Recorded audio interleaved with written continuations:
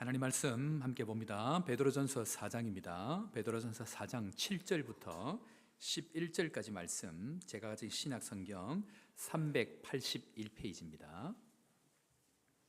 베드로전서 4장 7절부터 11절까지 말씀 함께 교독하겠습니다. 제가 가진 성경 381페이지 한 목소리로 함께 우리 서로 교독하도록 하겠습니다. 만물의 마지막이 가까웠으니 그러므로 너희는 정신을 차리고 근신하여 기도하라.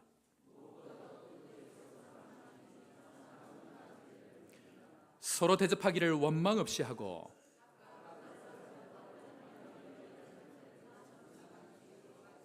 다 같이 봅니다. 만일 누가 말하려면 하나님의 말씀을 하는 것 같이 하고 누가 봉사하려면 하나님이 공급하시는 힘으로 하는 것 같이 하라.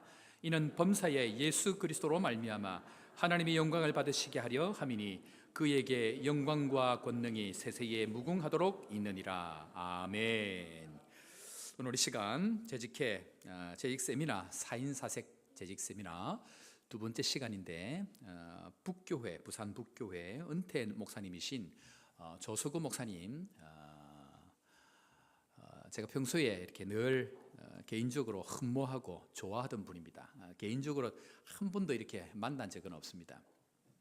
제가 신학을 하기로 결심을 하고 평신도일 때 인생이 공고하고 힘든 날 차를 타고 가다가 잠시 쉬어갈 그때 방송 설교에서 목사님 설교를 몇 달 동안 들으면서 제가 참 많은 은혜를 받은 적이 있습니다. 그때 제가 이런 목사님이 계셨구나 했는데 알고 보니까 저희 노회의 어른이시더라고요. 그래서 또 개인적인 이렇게 말씀의 교제를 나눈 적은 없는데 특별히 아프리카에 노회 어른으로 한번 오셨을 때 저희 선교지에 오셨을 때 그때 이제 한번 뵙고 개인적으로 인사를 나눈 적이 있습니다. 그래서 4인 4색을 할 때에 내가 누구를 하면 좋을까 했는데 사실은 제일 먼저 떠오른 어르신이 오늘 이 어르신입니다. 그래서 오늘 특별히 목사님 걸음 해주셨는데 여러분들 특별히 은혜 많이 받으시고 하나님께서 우리 재직들에게 하시는 말씀이 무엇인지 청지기적인 삶이라는 말씀으로 하나님 말씀 전갈 때에 큰 은혜 받는 시간 되기를 주의 이름으로 축원합니다. 목사님 나오실 때에 우리 감사의 박수 또 하나님께 영광의 박수를 하면서 목사님 모시겠습니다.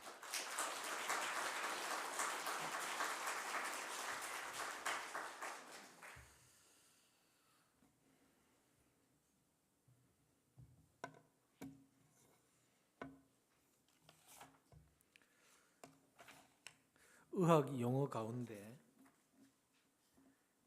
스카토마라는 그런 용어가 있어요. 목사님 키가 억수로 크시네.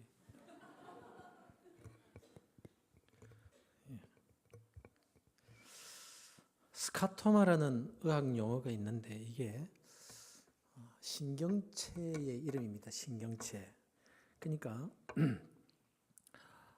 자기 보존을 위한 여과작용을 하는 신경체, 이걸 스카토마라고 한대요. 자기 보존을 위한 여과작용을 하는 신경체. 이걸 사회심리학에서 또 빌어와서 스카토마 현상이라는 말을 이렇게 하게 되는데 스카토마 현상 이렇게 설명을 할 수 있겠습니다.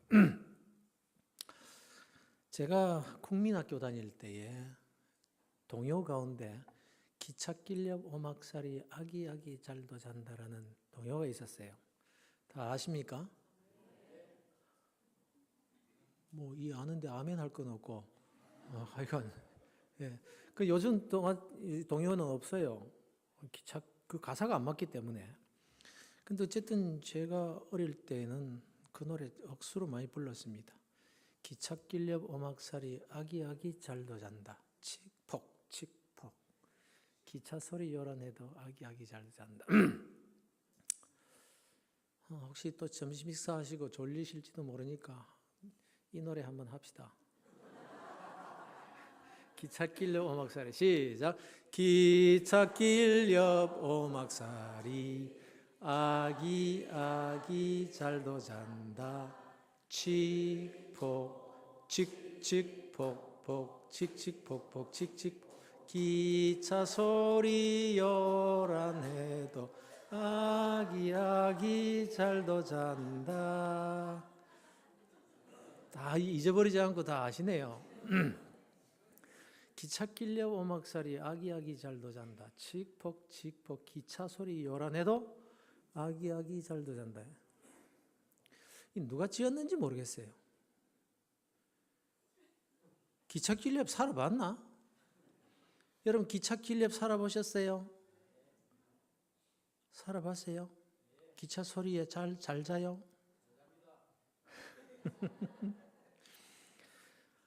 제가 신학을 하기 위해서 서울에서 부산으로 와서 제일 먼저 자리를 잡은 데가 어디냐 하면은 저 줄의 삼거리예요. 줄의 삼거리는 경부선 바로 옆입니다. 그 기찻길 옆에 제가 집 방을 얻어서 거기서 이제 신학을 시작을 하게 되는데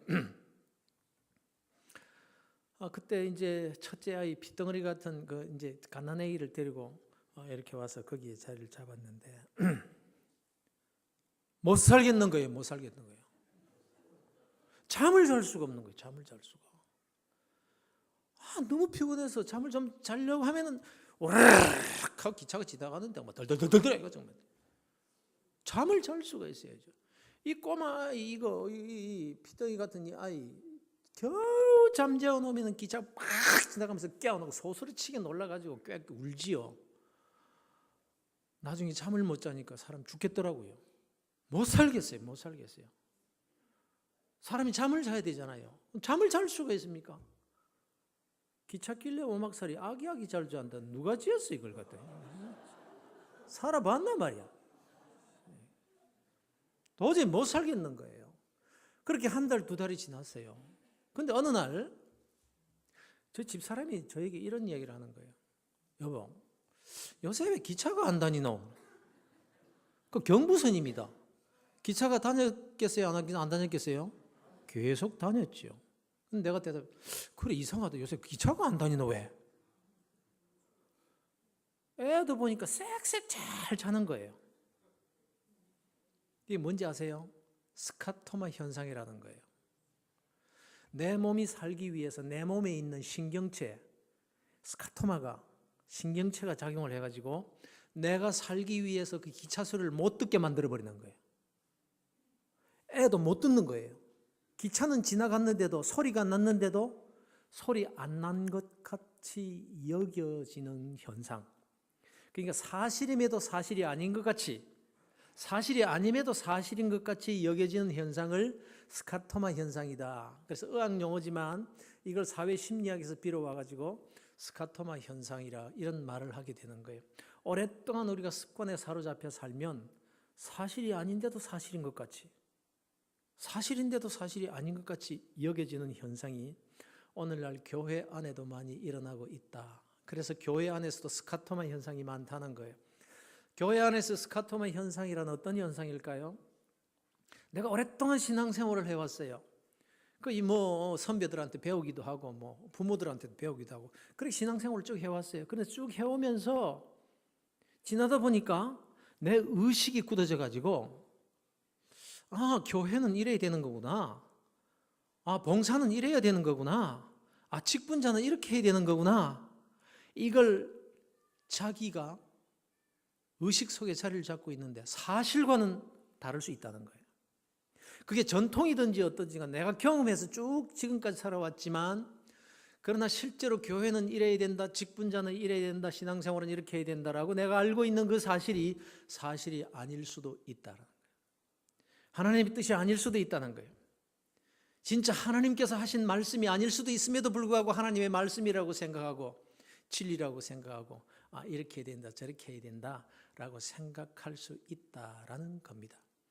그래서 우리가 집회를 한다든지 가끔 또 이렇게 재직 세미나 같은 것을 통해 가지고 우리가 지금까지 알고 있었던 것이 잘못될 수도 있고 다시 한번 생각해 볼 수 있는 여지가 있지 않느냐라는 기회를 갖는 것이 바로 이런 시간이 아닌가 생각이 됩니다. 그래서 여러분이 이 시간 지금까지 신앙생활을 어떻게 해오셨든지 지금 직분을 어떤 직분을 가지셨든지 간에 다시 한번 하나님의 말씀 앞에 나 자신을 내려놓고 말씀을 듣는 그런 귀한 시간이 되었으면 좋겠습니다. 겸손한 마음으로 내가 알고 있는 것이 잘못될 수도 있겠다라는 생각 가지고 이 시간을 조금 그렇게 여러분이 받았으면 좋겠습니다. 여러분, 천국 가고 싶지 않으세요? 가고 싶습니까? 진짜 가고 싶습니까? 그럼 지금 죽어야 되는데. 죽어야 가잖아요, 죽어야.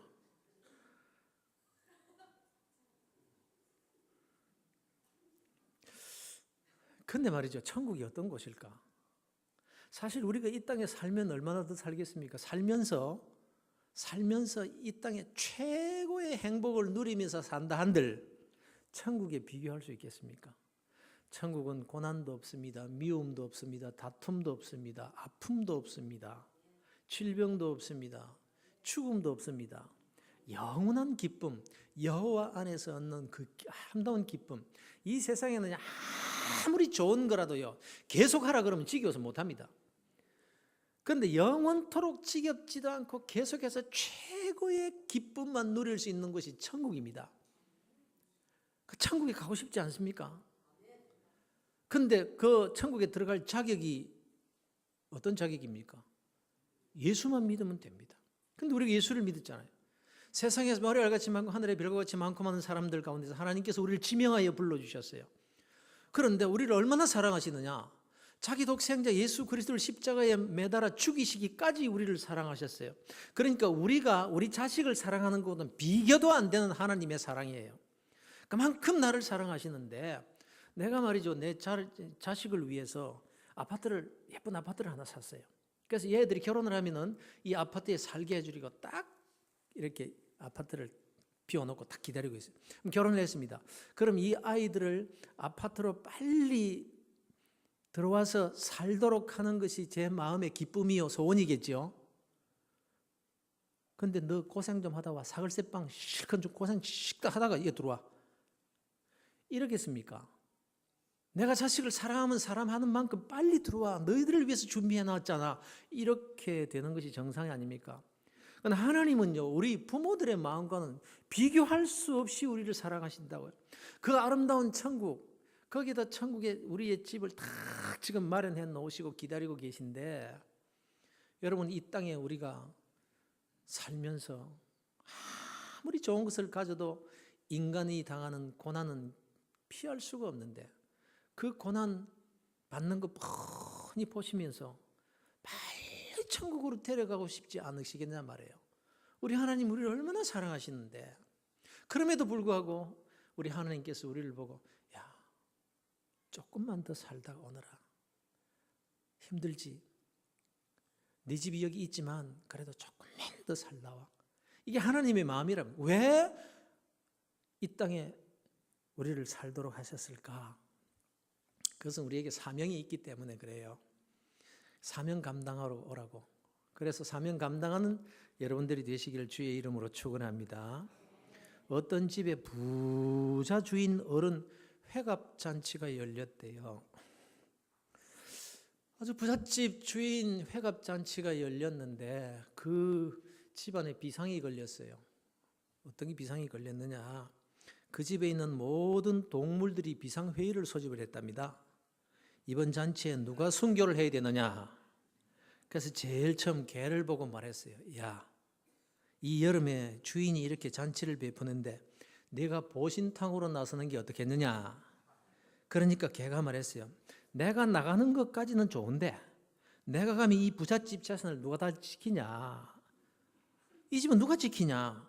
가만히 보니까 개는 안 되겠어요. 그래서 닭을 불렀어요. 닭아, 이 여름에 삼계탕이 제일 나은 것 같다. 주인을 위해서 네가 순교해라. 그러니까 닭이 그러는 거예요. 나는 안 된다. 내가 없으면 주인이 일어날 시간을 누가 알려주고 누가 주인에게 매일매일 알을 낳아서 영양분을 공급해 주겠냐? 나는 안 된다. 그러고 보니까 이 닭도 안 되겠어요. 그래서 세 번째 소한테 그랬어요. 야, 네가 아무래도 갈비로 대접하는 게 좋을 것 같다. 그래도 잔치에 소고기 갈비보다 더 좋은 게 어디냐? 그러니까 소가 그러는 거예요. 나는 안 된다. 왜? 내가 없으면 이 주인의 많은 농사 누가 다 짓냐? 그러고 보니 그것도 안 되겠어요. 그래서 이제 돼지에게 말했습니다. 돼지야, 너는 뭐 별로 하는 일이 없지 않냐? 삼겹살로 대접해라. 다 변명하고 다 사명이 있고 다 할 일이 있는데 그냥 사는 게 아니거든요. 그냥 먹는 게 아니란 말이에요. 돼지는 할 말이 없는 거예요. 먹고 자고 사명이 없어요. 너는 너를 위해서 살찐 것밖에 없어요. 그러니까 돼지가 생각을 해보더니 이렇게 말하더랍니다. 그러면 물 끓이소 마. 그래, 이 교회에는 물 끓여야 될 사람 없느냐? 내가 그거 묻는 거예요. 예? 물 끓여야 될 사람 없어요? 참 좋은 교회네. 예. 근데 말이에요, 우리에게 사명이라고 우리가 주셨는데 사실은 우리가 사는 삶 자체가 사실은 하나님께서 주신 사명 감당하며 사는 거예요. 근데 우리가 가진 것 다 누구 겁니까? 인정하십니까? 예. 그러니까 하나님의 것 가지고 우리가 일하다가 가는 건데 사명이라고 할 것도 없어요. 하나님께서 우리에게 주신 것 가지고 뭘 우리가 한들. 그런데 하나님께서 우리에게 청지기적 사명을 주셨다라는 겁니다. 청지기가 뭡니까? 그 일반 집사라고 말하는 그 가정의 청지기. 여러분, 청지기는 누구의 것을 가지고 일하는 자지요? 주인의 것을 가지고, 주인의 것을 받아가지고 일하는 겁니다. 그러니까 청지기가 주인의 것을 가지고 사업을 했어요. 일을 했어요. 그래서 많은 이득을 남겼습니다. 그러면 그 남긴 이득이 누구 겁니까? 주인의 것이에요. 청지기 것은 하나도 없어요. 우리가 이 땅에 살면서 아무리 내가 벌어서 무슨 등기를 해놓고 뭐 땅을 갖다가 수천 평을 사고 수만 평을 사놓았다고 할지라도 그건 하나님의 것이에요. 하나님께서 우리에게 맡겨주신 것이지 내 것이 없다라는 것입니다. 그래서 하나님께서 우리에게 맡겨주신 것을 가지고 사명을 감당해야 되는데 오늘 여러분과 함께 생각해 보고 싶은 것이 우리 직분자들 또 교회에서 여러 가지 봉사를 하면서 하나님으로부터 받은 그 청지기적 사명을 어떻게 감당할 것인가 하는 부분에 대해서 조금 생각을 해보려고 해요. 여러분, 하나님께서 우리에게 원하시는 것이 뭘까요? 모든 것이 다 하나님께서 주신 거예요. 물질도 하나님께서 주신 것이고 내 생명도 하나님께서 주신 것이고 모든 내가 가진 소유하고 있는 모든 것은 다 하나님께서 내게 맡겨주신 거란 말이에요. 우리는 청지기일 뿐이에요. 그런데 하나님께서 우리에게 맡겨주시고 우리에게 무엇을 원하시는가 하면 항상 신앙 고백을 원하십니다. 따라서 한번 하십시다. 신앙 고백. 신앙 고백. 하나님께서 우리에게 원하는 신앙 고백이지 뭘 달라. 하나님께서 우리에게 다 주셔놓고 뭘 도로 가져가십니까? 근데 하나님께서 우리에게 원하시는 것은 딱 한 가지입니다. 신앙 고백. 네가 정말 나를 하나님으로 인정하느냐? 창조주로 인정하느냐? 구원주로 인정하느냐? 네가 하나님의 은혜로 살고 있다는 것을 네가 정말로 알고 있느냐? 이걸 원하신다라는 거예요. 하나님 뭘 우리에게 원하시? 모든 만유의 주, 모든 것이 다 하나님의 것인데 우리에게 뭘 달라고 하시겠어요? 그런데 한 가지 딱 우리의 마음을 달라는 거예요. 우리의 마음을. 네가 정말 나를 사랑하냐? 이 신앙 고백을 받고 싶으셔서 하나님께서 우리에게 이런저런 율법도 정해주시는 거예요. 그래서 우리는 청지기적 사명을 가진 자인데 어떤 면에서 청지기적인 자세를 가지고 살아야 되느냐라는 것 몇 가지만 제가 생각해 보려고 합니다. 여러분, 내 생명은 누구의 것입니까? 하나님의 것입니다. 내가 가진 시간은 누구의 것입니까? 하나님의 것입니다. 그래서 오늘 밤에라도 하나님께서 내 영혼을 부르시면 우리는 다 내 인생 내려놓고 떠나야 되는 거예요. 그래서 모든 나의 삶은 내 인생은 하나님의 것입니다 라는 신앙 고백이 굉장히 중요한 거예요. 그래서 하나님은 나의 모든 것 되십니다. 내 생명 되십니다. 내 호흡도 하나님의 은혜로 되는 것입니다 라는 신앙 고백이 여러분에게 다 있습니까? 있습니까? 그럼 어떻게 보여드리면 되죠? 어떻게 보여드리면 하나님께서 맞아, 네가 나를 생명의 주인으로, 네 인생의 주인으로, 네가 가진 모든 인생, 남에서부터 죽을 때까지 모든 인생이 다 내가 네게 허락한 생명인 줄로 네가 나를 믿는구나. 어떻게 하면 하나님이 이렇게 인정해 주시겠느냐라는 거예요. 어떻게?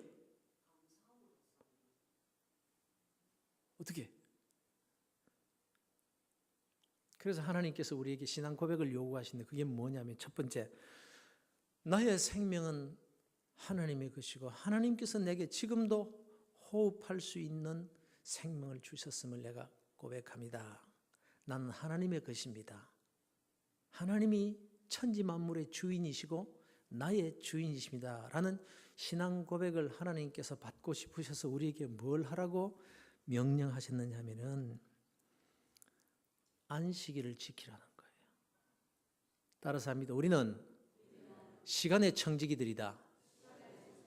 네, 시간의 청지기예요. 청지기인 삶 중에서 우리는 시간의 청지기예요. 그 시간이 내 것이 아니에요. 내 생명이 내 것이 아니라 하나님의 것이다 라는 겁니다. 그래서 우리 하나님께서 너희들 안식일을 지킴으로써 내가 창조주요 너를 지은 자요 내 생명의 주인임을 네가 신앙으로 고백해라 이렇게 말씀하신 것이 바로 안식일의 계명인 것입니다.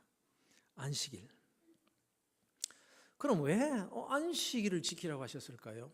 출애굽기에 보면요, 하나님께서 내가 천지 만물을 6일 만에 창조하였고 제7일에 쉬었기 때문에 너희들 그날을 기념하여 일곱째 날 일하지 말고 쉬어라 이렇게 말씀하시는데, 만일 안식일에 일하면 반드시 죽일지니라, 이렇게. 안식일날 일하는 자는 반드시 죽일지니라. 와, 하나님이 얼마나 안식일날 일하는 것을 싫어하시면 반드시 죽일지니라 이렇게까지 말씀하셨을까요? 그럼 정말 안식일날 일해서 죽은 사람? 그래, 구약시대에 있었겠죠. 근데 정말 하나님의 마음이 뭐냐 그래요. 하나님은 인격적인 분이십니다. 하나님은 신격도 가지고 계시고 인격도 가지고 계십니다. 우리는 인격밖에 없습니다. 그래서 하나님께서 신격으로 우리에게 말씀하시면 우리는 알아들을 수가 없습니다. 그래서 하나님께서 우리에게 말씀하실 때는 언제나 인격적으로 말씀하십니다. 성경의 기록도 인격적으로 기록된 하나님의 말씀입니다. 인격적으로 기록되었다는 게 뭘까요? 그 말 속에 인격이 들어있다는 의미가 뭐겠냐 말이에요. 제가 우리 아이가 자라서 이제 초등학교에 들어갔다고 합시다. 초등학교 1학년에 들어갔는데 이 아이가 시험을 치고 왔어요. 시험을 치고 왔는데 점수가 몇 점이냐? 80점이에요. 잘했습니까? 못했습니까? 목사 아이라고 잘했다고요? 1학년은 전부 100점이에요. 전부 100점이에요. 근데 80점 받아요. 잘했어요? 야, 이면 너는 80점이야. 좀 잘해라. 예, 잘하겠습니다. 그 다음에 점수를 받아왔는데 60점 받아왔어요. 잘했습니까? 아니, 니는 막 잘하라 그러는 게 어떻게 막 더 떨어지냐? 야단을 치니까 이 아이가 진짜 잘하겠습니다. 열심히 해가지고 내가 잘해오겠습니다. 그래서 믿고 또 그 다음 시험을 치고 왔는데 이번 40점 받아왔어요. 이게 야, 임마, 너 뭐 하는 거야, 임마? 이게 뭐야, 이 자식아? 이 자식 학교 보내놓으니까 공부는 안 하고 뭐 하는 거야, 임마? 너 같은 필요 없으면 나가! 나가, 임마! 이렇게 야단을 쳤단 말이에요. 얘가 평소에는 지지리도 말을 안 듣던 놈이 하는 말이, 아버지, 가만히 생각해 보니까 그동안 지가 정말 잘못한 것 같습니다. 아버지 말에 늘 순종해야 되는데 내가 거역하고 그렇게 순종 안 한 것이 정말 후회됩니다. 이제라도 제가 순종하겠습니다. 아버님께서 나가라시니까 이제 나가겠습니다. 그렇게 나갔어요. 자, 너 나가! 나가라는 말입니까? 무슨 말이죠? 공부 열심히 해. 그 말이잖아요. 나가, 임마! 그러면은 인격적으로 그 말을 받았으면은 아버지 자식인데 어디를 나가요? 바지 가랑이 붙잡고 나는 못 나가요. 아버지 내가 열심히 공부할게요. 이래야 인격적으로 그 말을 받은 거란 말입니다. 나가 그런다고 해서 나가버리면 이건 말귀를 못 알아듣는 애 아니에요? 안식일날 일하면 반드시 죽일지니라. 이것을 인격적으로 받으면요, 그것도 율법을 누구에게 주셨어요? 이스라엘 백성들에게 주신 거예요. 이스라엘 백성들을 죽이겠다라는 것이 아니라 너희들이 안식일을 범하여 일을 하면 내가 너무너무 싫어한다. 죽이고 싶기까지 내가 싫어하느니라. 그러니 안식일을 기억하여 거룩히 지키고 일하지 말아라. 이거예요. 그러니까 하나님께서 안식일을 잘 지켜야 된다는 것을 이렇게 요구하시는 이유가 뭐냐? 안식일이 뭐죠? 우리 하나님께서 6일 동안 천지 만물을 창조하시고 제7일 날 쉬셨습니다. 그렇죠? 그래서 그날을 기념하여 너희들 일하지 말아라. 이게 무슨 뜻인가 하면요, 내가 창조주다. 천지 만물을 창조할 때에 내가 창조했느니라. 집사님이세요? 집사님이세요? 집사님, 하나님이 천지 만물 창조하실 때 도와드린 거 있어요? 없죠? 그거예요. 내가 창조했느니라. 천지 만물을 창조할 때 누구 하나 손 하나 깐떡 도와준 자가 없고 완벽하게 나 여호와 하나님이 천지를 창조하셨느니라. 그러므로 내가 쉰 날을 기념하여 일하지 마. 너 일하면 내가 천지 만물을 창조했다는 것을 인정 안 하는 게 되는 거야. 일하지 마. 그것으로서 내가 천지 만물을 창조한 창조주라는 신앙 고백을 내게 보여다오. 우리가 다른 일 열심히 하고 뭐 이렇게 해서 하나님은 창조주십니다, 이렇게 신앙 고백하라고 해도 해야 할 건데, 하나님이 일하지 않음으로써 내가 천지 만물을 창조하고 너도 내가 창조했다는 것을 신앙 고백으로 노는 것을 가지고 보여다오. 어려운 겁니까? 그러니까 하나님이 천지 만물을 창조하셨습니다, 하나님은 만물을 창조하신 창조주십니다, 뭐 이러고 이야기할 필요도 없어요. 그냥 안식일 날 뒹굴뒹굴 그냥 막 이리 굴르 저리 구르고 막 노는 게 신앙 고백이에요. 1차적으로. 너희들 안식일 날 일하면 반드시 죽일지니라. 너희가 그렇게 일하면은 내가 창조주가 아닌 것으로 너희들이 인정하는 꼴이 되니까 안식일 날 일하지 마. 이렇게 된 거예요. 그런데 이제 신명기로 넘어가면요, 안식일을 지켜야 될 이유가 바뀝니다. 출애굽기에는 6일 동안 하나님이 천지 만물을 창조하시고 7일에 쉬었기 때문에 너희들 그날을 기념하여 일하지 말라. 그런데 신명기에 가서는 너희가 내가 애굽으로부터 너희들을 구원해낸 하나님이니라. 그러므로 이날을 기억하여 안식일 날 일하지 말고 거룩하게 지키라. 이렇게 바뀝니다. 6일 동안 천지 만물을 창조하셨기 때문에 제7일 날 쉬라. 신명기에서는 애굽으로부터 너희들을 구원해낸 하나님이기 때문에 이날을 기념하여 일하지 말고 안식일을 지키라. 이렇게 된 거예요. 이 의미가 뭐냐? 이 의미가 뭐냐라는 겁니다, 여러분. 그런데 우리가 지금 안식일 지킵니까? 안식일 지킵니까? 주일 지키죠. 성경 몇 장 몇 절에 주일 지키라고 되어 있어요. 아니, 안식일 날 안식일을 기념하여 지키라 그랬지 주일 지키란 말이 성경 어디 있냐 말이에요. 그래서 안식 교인들이 우리한테 와가지고 찾아봐 성경 찾아봐. 성경에 안식일 지키라고 했죠. 언제 주일 지키라고 되어 있나 찾아봐. 이러면 우리가 할 말이 없어요. 뭐라고 대답해야 됩니까? 그래서 할 말이 없으니까 안식 교인들 와서 따지면 이렇게 말하는 대부분. 나는 모르겠다. 우리 목사님 같아서 물어봐라. 할 말이야, 할 말이. 그러면 우리가 왜 지금 안식일을 지키지 않고 그 다음 주일을 지키냐 이 말이에요. 요한복음 5장에 보면 유명한 말씀이 나오는데 베데스다 연못에 관한 얘기가 나옵니다. 그 베데스다 연못은 천사가 가끔 내려가서 물을 확 통할 때 무슨 병에 걸렸든지 제일 먼저 그 우물에 뛰어드는 자는 다 병이 낫는 그런 기적의 그런 셈이었습니다. 그러니까 온갖 병자들이 그 베데스다 연못가에 다 모여 있는 거예요. 천사가 와서 물을 통하기를 기다리면서 서로 먼저 내려가라고 다 기다리고 있는 겁니다. 그런데 우리 주님께서 그 베데사 연못가에로 가십니다. 거기에 가니까 38년 된 병자가 있는데 한 번도 일어나 보지도 못한 38년 된 병자가 침상에 누워 있습니다. 우리 주님께서 이렇게 말씀하십니다. 너 낫고 싶으냐? 두말하면 잔소리죠. 낫고 싶습니다. 그런데 천사가 와서 물을 통할 때에 들어갈 수가 없습니다. 나보다 먼저 다 집어 던져주지요. 또 서로 기다리고 있다가 먼저 들어가지요. 저는 던져줄 사람도 없고 그냥 이렇게 누워만 있습니다. 그러니 나을 길이 없습니다. 우리 주님께서 이렇게 말씀하시죠. 그래, 너 자리에서 일어나 네 침상을 들고 걸어가라. 이렇게 말하니까 그 자리에서 벌떡 일어나서 침상을 들고 걸어가는 기적이 일어납니다.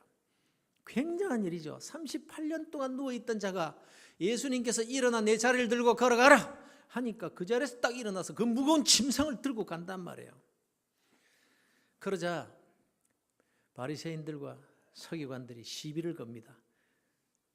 제자들에게 말하면 너희 스승은, 너희 선생이라는 자가 왜 안식일날 일하냐? 왜 안식일날 병 고치는 일을 하냐? 왜 율법을 어기냐? 이렇게 따집니다. 그걸 아시고 우리 주님께서 이렇게 유명한 말씀이 있습니다. 왜 안식일날 일하느냐고? 아버지께서 아직도 일하시니 나도 일한다. 아버지께서 아직도 일하시니 나도 일한다. 무슨 말씀입니까? 아버지께서는 안식일날 쉬시는 날이에요. 그렇잖아요. 내가 제7일날 쉬었기 때문에 너희도 기념하여 쉬라. 일하지 말라 그랬는데 아버지께서 아직도 일하시니 나도 일한다. 무슨 뜻입니까? 하나님께서 만물을 완벽하게 6일 만에 창조하셨습니다. 그래서 마지막으로 인간을 창조하시고 심히 좋았더라고 우리 하나님께서 말씀하셨죠. 그런데 문제가 생겼습니다. 아담이 에덴 동산에서 범죄함으로 말미암아 하나님의 최고 걸작품인 인간에게 문제가 생겼습니다. 고장이 나버렸습니다. 죄로 말미암아. 가장 완벽하게 하나님께서 창조하셨지만 죄로 말미암아 인간이 범죄하고 고장이 나버리자 우리 하나님이 쉬실 수 없는 날이 되어버리고 맙니다. 그래서 하나님께서 일하기를 시작하셨다는 거예요. 안식일 날 쉬지 못하고 일하시는 하나님, 어떤 일입니까? 인간을 고치시기 위한 일입니다. 어떻게 고치십니까? 독생자 예수 그리스도를 십자가에 못 박아 죽이심으로 우리 모든 고장난 인생을 고치시기 위해서 하나님께서 일을 시작하십니다. 아버지께서 일하시니 나도 일한다. 내가 그 일 때문에 왔어. 쉬지 못하시는 아버지를 대신한 내가 일하러 왔어. 십자가에 죽는 일, 그 일 하기 위해서 내가 여기에 왔느니라. 이렇게 주님께서 말씀하시는 장면이 나옵니다. 그래서 우리 주님께서 금요일 날 십자가에 못 박혀 죽으시고 안식일을 지나신 안식일 다음 날 부활하십니다. 죽음을 이기시고 우리 주님께서 부활하심으로 말미암아 고장난 인간이 새로 창조됩니다. 이것을 재창조라고 합니다. 새로운 피조물이라고 합니다. 그래서 이제 우리는 우리 하나님께서 6일 동안 천지 만물을 창조하시고 제7일 날 쉬셔야 되는데 고장난 인간, 범죄한 인간을 고치시기 위해서 제7일 날 쉬지 못하시고 다시 일을 시작하십니다. 그래서 우리 주님께서 이 땅에 오셔서 십자가를 지심으로 재창조, 완전 창조의 완성을 이루신 그날 부활하심으로 완전히 이루어진 날을 우리가 참 안식일 주일로 지키는 겁니다. 그래서 첫째는요, 안식일을 잘 지키는 일 안 하는 거예요. 일 안 함으로써, 일 안 하는 것으로서 하나님은 창조주이십니다. 이 신앙 고백이 되는 거예요. 이제 우리가 주일날 일 안 함으로써 하나님께서 우리를 구원하셨습니다. 우리는 구원받는 일에 조그마한 일한 것도 없습니다. 모두가 다 완벽하게 하나님께서 하신 일이요. 우리 주님께서 우리는 아무런 구원받은 일에 뭐 손톱 하나 까딱한 일도 없는데 주님께서 십자가에 못 박혀 죽으심으로 우리의 모든 죄를 사해 주셨습니다. 하나님 감사합니다. 주님은 우리의 구원주시오. 하나님이 우리의 구원주시오. 창조주이십니다. 이 신앙 고백을 주일날 일 안 하는 것으로 너희들이 내게 고백해 주지 않겠니? 이게 안식일 계명인 거예요. 그래서 하나님께서 우리에게 원하시는 것은 뭐냐? 주일날 논다는 그 자체가 있는 것이 우리의 신앙 고백이라는 겁니다. 하나님이 나의 하나님이십니다. 하나님이 나의 주인이십니다. 나의 구원주이십니다. 내가 구원받은 데는 내가 뭐 일한 것은 조금도 없습니다. 나의 행위와 나의 모든 구원을 위한 일은 하나도 없이 완벽하게 하나님께서 다 하셨습니다. 이 신앙 고백이 바로 주일을 제대로 지키는 거예요. 그래서 여러분 주일날 어떤 분이 사업을 하시는데 150억 계약건이 생겼어요. 그래서 그날 가서 딱 계약만 하면 150억을 버는 거예요. 그런데 이분이 그 계약을 포기했어요. 왜? 주일이기 때문에. 그 계약을 포기하고 이렇게 고백합니다. 하나님, 제가 150억이 아니라 1,500억 이런 것으로 사는 것이 아니라 나는 지금까지도 그래왔고 하나님의 은혜로 사는 존재입니다. 그래서 이것 아니라도 나는 하나님의 은혜만 있으면 됩니다. 주님, 저에게는 주님밖에 없습니다. 주님이 나의 구원주이시오. 주님이 나의 인생의 주인이십니다. 라는 신앙 고백 때문에 그 포기하고 주일날 나와서 예배를 드리고 앉아 있다고 생각해 보십시오. 우리 하나님께서 그분을 보고 뭐라 그러실까요?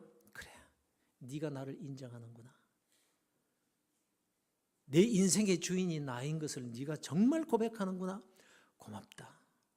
그래서 150억, 1,500억이 아니라 우리 하나님께서 그를 얼마나 사랑하시겠으며 얼마나 그 인생을 책임져 주시겠느냐라는 거예요. 모든 것이 다 하나님의 것인데, 그래서 그 신앙 고백을 그렇게 다 받고 싶어 하시는 거예요.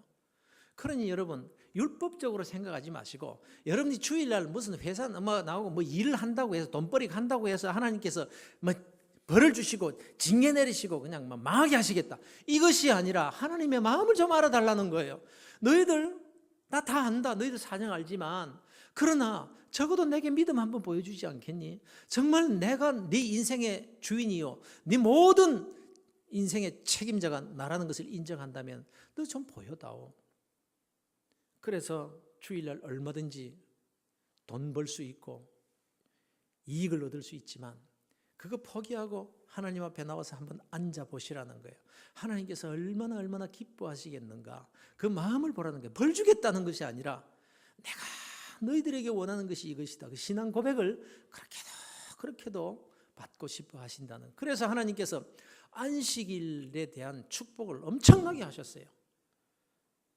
예를 들면은 이사야 58장에 보면 안식일이라는 계명이 나옵니다. 너희들이 안식일을 잘 지키면 내가 이런 복을 주겠다고 두 가지 복을 약속하십니다. 첫째 복이 여호와 안에서 즐거움을 얻을 것이라, 이겁니다. 여러분, 여호와 안에서 즐거움을 얻을 것이라는 이것이 얼마나 굉장한 말씀인지 아세요? 여러분, 이 세상의 즐거움이라는 것은 다 순간적입니다. 상대적입니다. 그러나 여호와 안에서 얻는 즐거움은요, 완벽한 에덴의 축복인 거예요. 그것은 지겨움도 없어요. 뭐 완벽한, 이 세상에서 뭐 부귀영화 어떤 것으로도 얻을 수 없는 완벽한 그 즐거움, 행복, 그 삶을 우리 하나님께서 약속하십니다. 너희들 안식일을 기억하여 거룩하게 잘 지키면 내가 여호와 안에서 너희들에게 즐거움을 줄 것이다, 이 약속하고요. 두 번째 약속이 뭐냐면 내가 너희를 야곱의 업으로 기르리라, 야곱의 기업으로 기르리라 그랬습니다. 야곱의 기업으로 기르리라는 뜻이 뭘까요? 여러분, 야곱이 거부가 되었어요. 외삼촌 집에서 나올 때. 어떻게 해서 거부가 됐습니까? 야곱이 외삼촌 집에 들어가서 아내 라헬을 얻으려고 7년을 일을 해줍니다. 그래서 사기를 당했어요. 아내를 얻지 못하고 레아를 얻었는데 그 다음 7년을 더 일해주고야 자기가 원하는 아내를 얻습니다. 이렇게 사기를 당했어요. 그래서 이제 그렇게 지내다가 이제는 안 되겠다, 나도 독립을 해야 되겠다. 그러면 외삼촌에게 이야기합니다. 이제 나도 독립하겠습니다. 이제 아내도 다 얻었고 하니까 나 가겠습니다 라고 하니까 이제 라반이 다시 이제 사정을 합니다. 가지 마라. 그동안 내가 네한테 잘못했다. 제대로 임금도 주지 않고 착취를 했구나. 그러나 이제는 제대로 싹스를 쳐줄 테니까 일 좀 더 해다오. 이렇게 된 거예요. 그때 야곱이 이렇게 말하죠. 좋습니다. 그럼 근로 조건을 제시를 합니다. 어떻게 말하죠? 삼촌 이렇게 합시다. 싹스를 정할 건 없고 앞으로 내가 이제 삼촌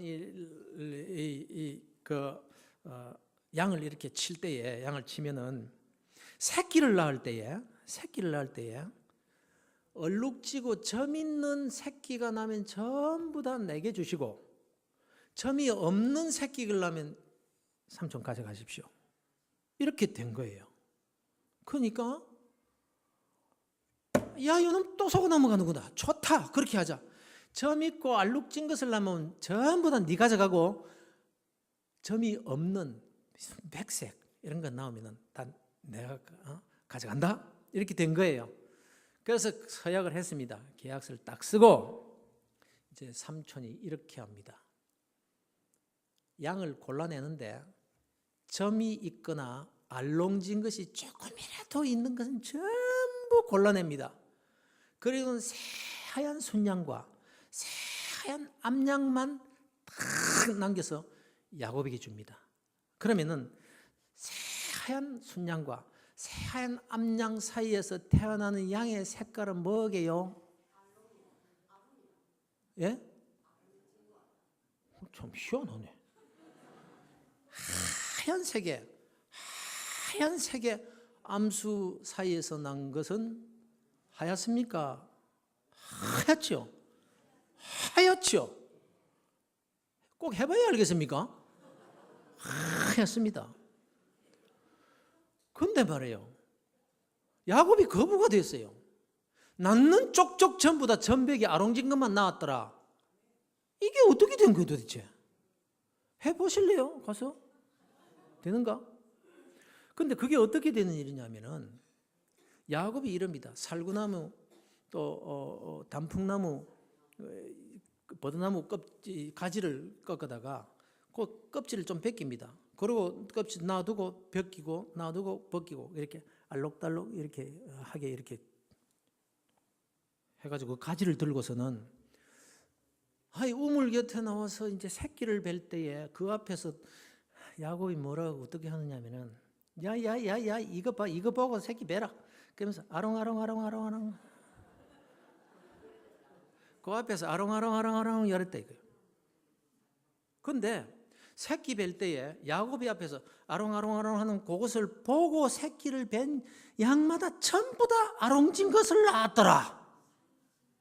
말이 됩니까 이게? 해볼래요? 아롱 요런다고 어떻게 전부 아롱진 것을 낳느냐 이 말이에요. 이게 말이 안 되잖아요. 생물학적 기능으로서는 도무지 있을 수 없는 일이에요.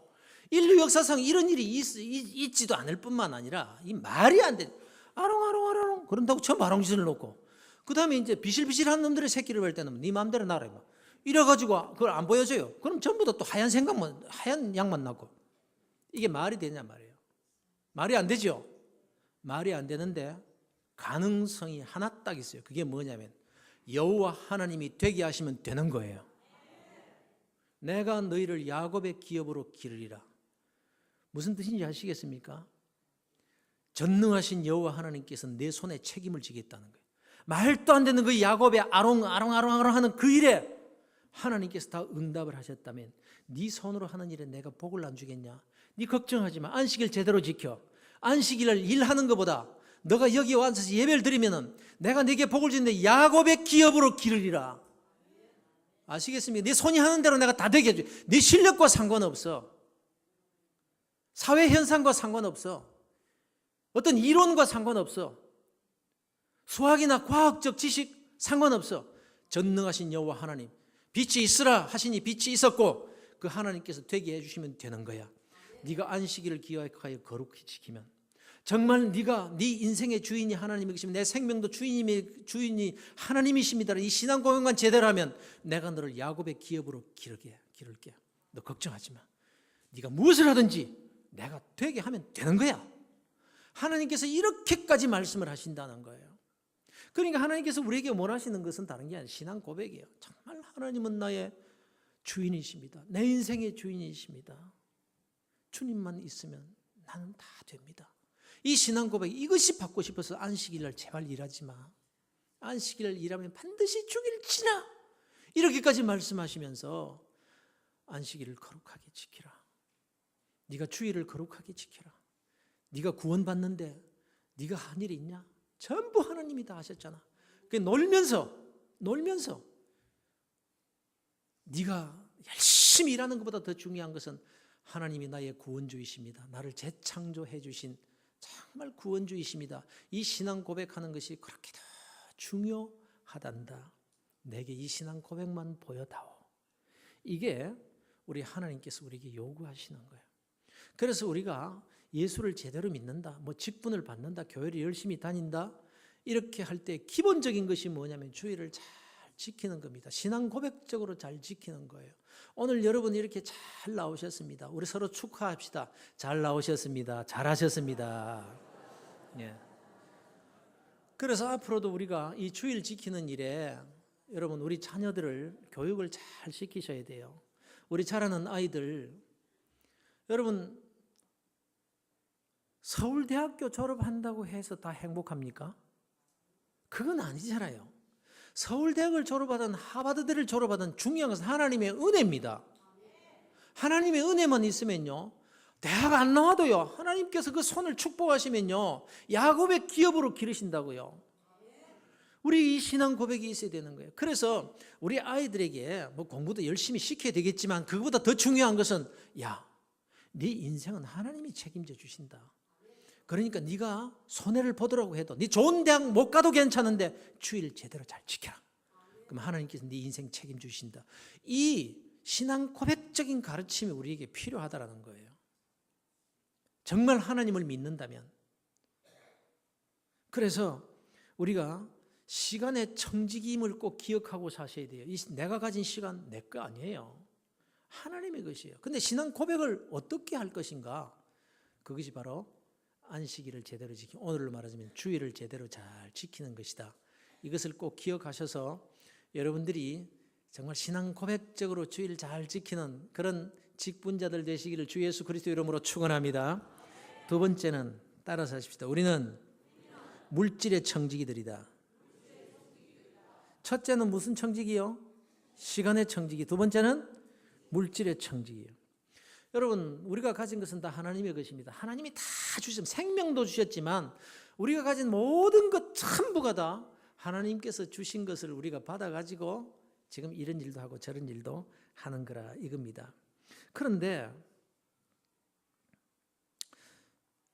정말 하나님이 내 인생의 주인이시오, 내가 가진 모든 것은 다 하나님의 것입니다 라는 이 신앙 고백을 뭐로 할 수 있을까요? 내가 가진 것은 전부 다 하나님의 것이고 내 생명도 하나님의 것입니다라는 신앙 고백 다 하나님의 것입니다. 하나님의 것입니다. 뭐 이런다고 하나님이 인정해 주실까 하는 말씀입니다. 하나님께서 우리에게 요구하시는 신앙 고백의 중요한 두 번째 물질의 청지기, 이 부분에서 우리에게 원하시는 것이 11조입니다. 11조.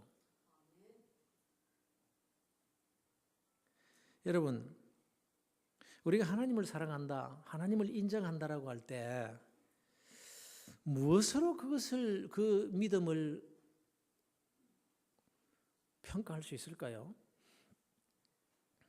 여러분, 제가 목회를 쭉 해와본 결과 누가 뭐라고 해도 헌금만큼 우리의 인격과 신앙을 정확하게 평가하는 것이 없습니다.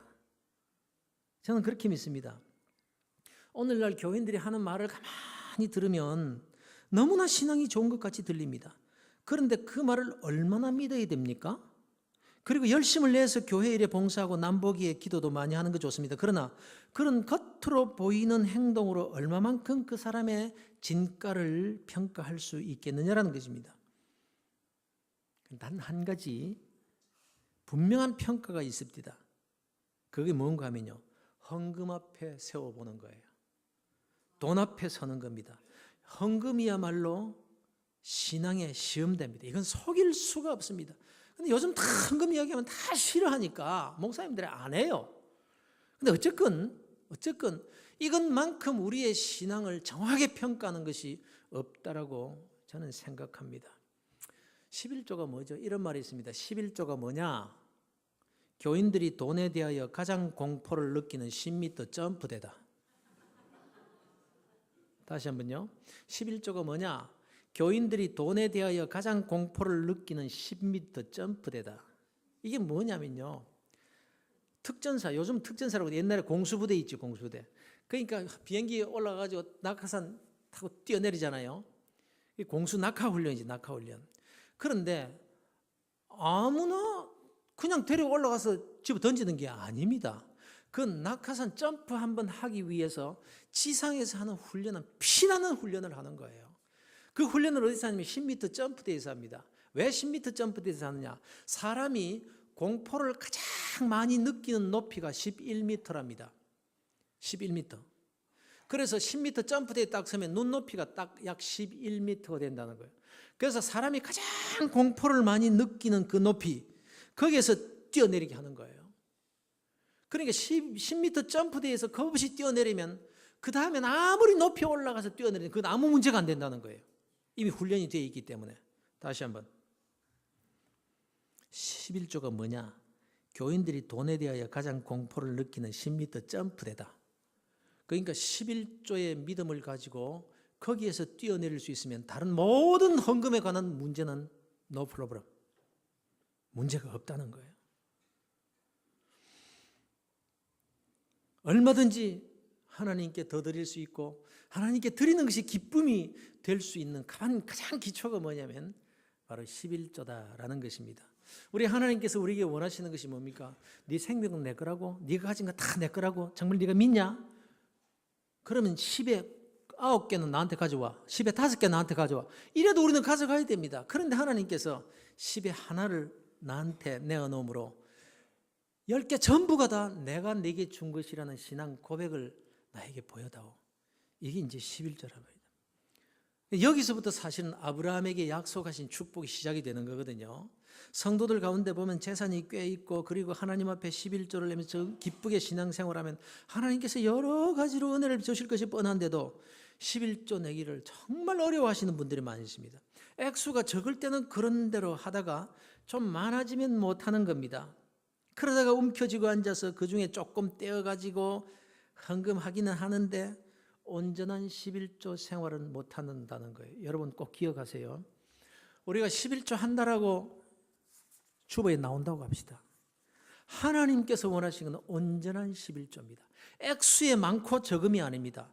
온전한 10의 1조. 그런데 흉내는 내요. 내가 교회 집사인데, 교회 내가 직분자인데 주보에도 나오고 하니까 11조 안 한다는 말을 들으면 안 될 것 같고, 그래서 적당히 11조를 달마다 하기는 하는데 온전한 11조가 아닌 경우가 얼마나 많은지 몰라요. 사람은 속고 재정부는 속고 목사는 속을지 말은 하나님은 절대로 속지 않으신다는 것을 꼭 기억하셔야 됩니다. 여러분 온전한 11조 하세요. 온전한 11조. 여러분 11조가 뭡니까? 소득의 11조잖아요. 그럼 한번 생각해 보시라고요. 우리가 봉급을 받아서 오는 거기에서 11조를 띈다고 합시다. 그럼 소득이 그거밖에 없습니까? 100만 원을 봉급을 받아왔어요. 그럼 10만 원 띄면 그거 다 정말 온전한 11조 한 건가요? 가만히 생각해 보면요. 내가 선물 받은 것도 있고요. 남한테 음식 대접받은 것도 있고요. 이런저런 봉급 받지 아니했지만 내가 소득으로 얻은 것이 얼마든지 있을 수가 있는 거예요. 그러니까 언제나 11조 할 때는 떨물어서 혹시 내가 온전한 11조 못하면 어떡하나. 모든 것이 다 하나님께로부터 온 것인데, 그러면서 봉급은 내가 100만 원을 받았지만 그러나 음으로 양으로 하나님께서 내게 베풀으신 은혜가 너무 많으니까 10만 원 떼는 이것은 내가 불안하다. 그래서 12만 원도 떼고 15만 원도 떼고, 그래도 혹시 하나님 내가 온전한 11조 못한 것이 없는지 걱정됩니다. 이런 마음을 우리가 가져야 된다는 거예요. 사업을 하시는 분이 한번 생각해 보세요. 사업하시는 분들요, 참 칼날 위를 걷는 것 같은 그런 분들이 너무너무 많지 않습니까? 공장을 운영합니다. 공장을 운영하면요, 이런 명절이 되는지 구정이 곧 다가오는데 명절이 되면 사장들은 죽을 지경인 거예요. 이 다 보너스도 주고 다 명절 시킬 줄 사원들 이렇게 봉급 줘야 되는데 다 주고 나니까 자기는 가져올 것이 없어요. 사원들은 다 줘보냈는데 자기는 겨우 가지고 오는 게 100만 원, 사장이면서. 그러면은 나는 100만 원밖에 받지 못했으니까 10만 원 11조 내면 되겠네. 그럴 수 있겠죠. 그러나 생각해 보시라고요. 비록 그것밖에 못 가져왔지만 그동안 공장 부지를 얼마나 더 사서 넣었고 수십억짜리 기계를 사 넣었고, 그리고 외형적으로 나한테 지금 당장 손에 쥐어넣은 것은 없다고 할지라도 외형적으로 얼마나 크게 많이 늘었는데, 그런데 늘 집에 가지고 오는 생활비 그것에 11조 떼어서 나는 11조 했다? 그게 하나님께 통하겠느냐 말이에요. 여러분, 하나님은 적건 크건 간에 우리의 마음을 원하시는 것이지 물질을 요구하시는 것이 아니라는 거예요. 그래서 언제나 12조를 뗄 때는 여러분 딸 세어서 내지 마시고, 하나님께서 그럼 이번 달은 내게 얼마나 큰 은혜를 주는 걸 생각을 하면서 하나님 감사합니다. 유형 무형으로 내게 베풀으신 은혜가 너무 큰데 이것 가지고 부족한데요. 이런 마음으로 우리가 11조를 띄서 이렇게 내는 것, 그것이 우리 하나님께서 기뻐하시는 예물이 된다라는 겁니다. 하나님 우리 마음을 원하시는 거예요. 요즘 성미합니까? 요새 성미 안 하죠. 근데 옛날엔 성미했어, 그렇죠? 그 성미라는 게 뭡니까? 성미라는 것은 주부들이 밥을 지으면서 쌀을 씻기 전에 쌀 가운데서 한 숟가락이면 한 숟가락, 한 주먹 한 주먹 이렇게 내가지고, 하나님 이제 제가 밥을 짓습니다. 우리는 이 양식 가지고 사는 것이 아니라 하나님의 은혜로 사는 것인데, 하나님께 이 양식을 주셨으니 이것 우리 식구들이 먹고 건강하게 주시옵소서. 그래 기도하고 감사합니다 하고 이렇게 끼니마다 조금씩 떼어가지고 그 다음에 주일날 그것을 성미라고 해가지고 그래 교회 가지고 오는 거예요. 그러니까 하나님께서 원하시는 것은 쌀주머니가 아니라 그 마음을 보시는 거예요. 우리의 건강도 하나님께 달려 있습니다. 우리 식구들 다 하나님 은혜로 삽니다. 이 신앙 고백을 받고 싶으셔서 우리 하나님께서 이런저런 요구를 하시는 것이지 물질 그 자체가 아니라는 것을 꼭 기억하실 수 있어야 된다라는 것입니다. 성도들 가운데 보면 꽤 재산이 있고 또 하나님 앞에 11조를 내면서 그렇게 신앙생활 잘 하시면 하나님이 더 큰 축복을 주실 것인데, 참 그렇지 못한 분들이 너무너무 많은 것 같아서 너무 안타까운 거예요. 여러분, 헌금과 11조에 대해서 오해하지 마시길 바랍니다. 하나님께 물질을 드린다, 돈을 드린다는 것이 아닙니다. 하나님은 뇌물을 받지 않으십니다. 하나님은 우리가 드리는 물질이나 돈으로 사시는 분이 아니시잖아요. 모두가 다 하나님의 것일 뿐이고 그분에게 받은 것입니다. 누가 누구의 것을 누구에 드린다는 말입니까? 다만 하나님이 우리의 삶에서 하나님의 자리를 찾으시겠다는 것입니다. 결국 우리의 싸움은 하나님의 자리에 물질을 놓느냐 하나님을 모시느냐, 이 싸움인 거예요. 박은주 목사님 아시죠? 이제 은퇴를 이제 하신다고 이제 선포를 하셨는데, 그 샘물교회 박은주 목사님, 그분이 이런 말씀을 하시더라고요. 그분 이제 처가댁이다 우리 교회이기 때문에 그렇게 교제를 나누는데, 이분이 이런 말씀을 하시더라고요. 목사님, 우리는 그 샘물교회 할 때, 샘물교회 목회하실 때 이제 새신자가 오잖아요. 새신자가 올 때 등록을 받을 때에 10가지 서약을 받는다고 그러더라고요. 주일 잘 지키겠습니다. 이런 가운데 그 가운데 하나가 뭐냐면 11조 생활하겠습니다. 처음 교회 나오는 사람입니다. 새로 교회 오는 사람한테 서약을 받는, 나는 11조 생활하겠습니다. 아니, 세례 받는 것도 아니고, 그래서 거기에 사인 안 하면 등록 자체를 안 받는다는 거예요. 그래서 왜 그러냐? 이유가 이거예요. 목사님, 조기 축구회만 가도 뭐가 있다? 회비가 있다. 잘 하시네. 조기 축구회만 가도 회비를 낸다는 거예요. 근데 조기 축구회에 가입을 해가지고 운동을 하다가 회비를 안 내면 어떻게 되지요? 잘린다.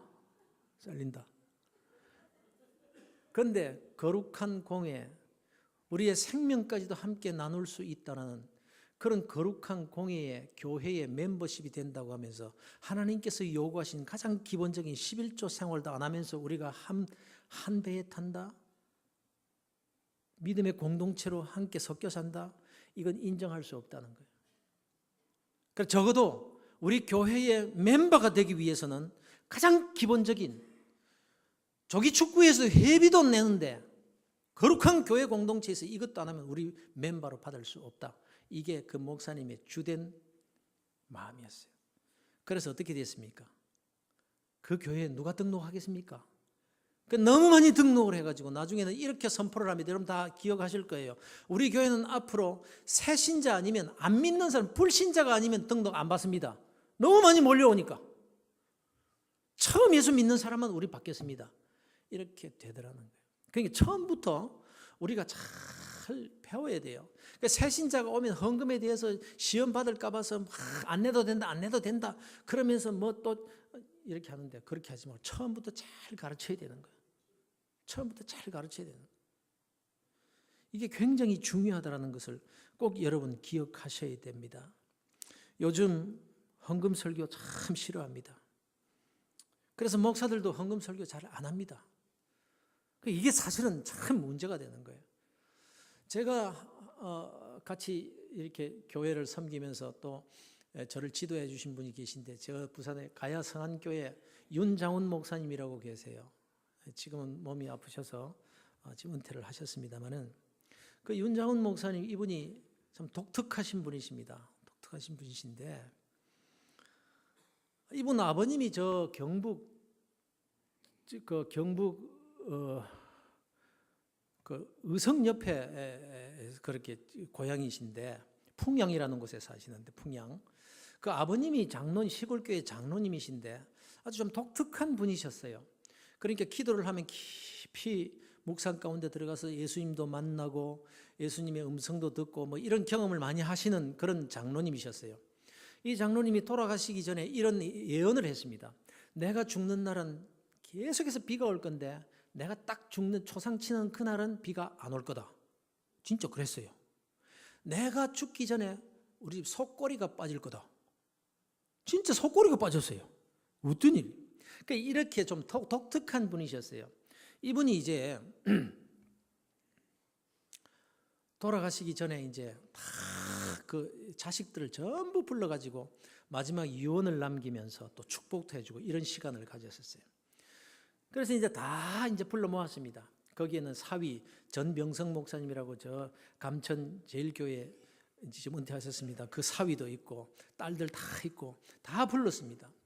그래가지고 이제 이렇게 마지막 유언을 남기고 축복도 해줍니다. 사위도 다 이제 축복해주고 딸들도 다 축복해주고 마지막으로 장남이신 윤장훈 목사님이 앞에 무릎을 꿇고 딱 앉았습니다. 그때 장로님이 이 아들, 큰아들 윤 목사님을 보시고 딱 쳐다보더니 이렇게 말하더랍니다. 너는 이마 싹구이다. 충격을 받은 거예요. 이 윤장훈 목사님 아시는 분 다 아실 거예요. 굉장하신 분이 정말 대단하신 분이에요. 그 부대에서 있었던 그 예를 하나 들면은 부대장이 말이죠. 군목으로 계시거든요. 군목. 부대장이 이제 고사를 지내려고 돼지 대가리 놓고 그 참모들 다 불러놓고 그거 돈 끼워놓고 절을 하려고 막 이렇게 하는 거예요. 그래서 부대장을 찾아갑니다. 그런 거 하지 마십시오. 요새 세상이 어디인데 그런 고사를 지내고 그러십니까? 가만히 있어야만 나나만 가만히 있어 무시해버리는 거예요.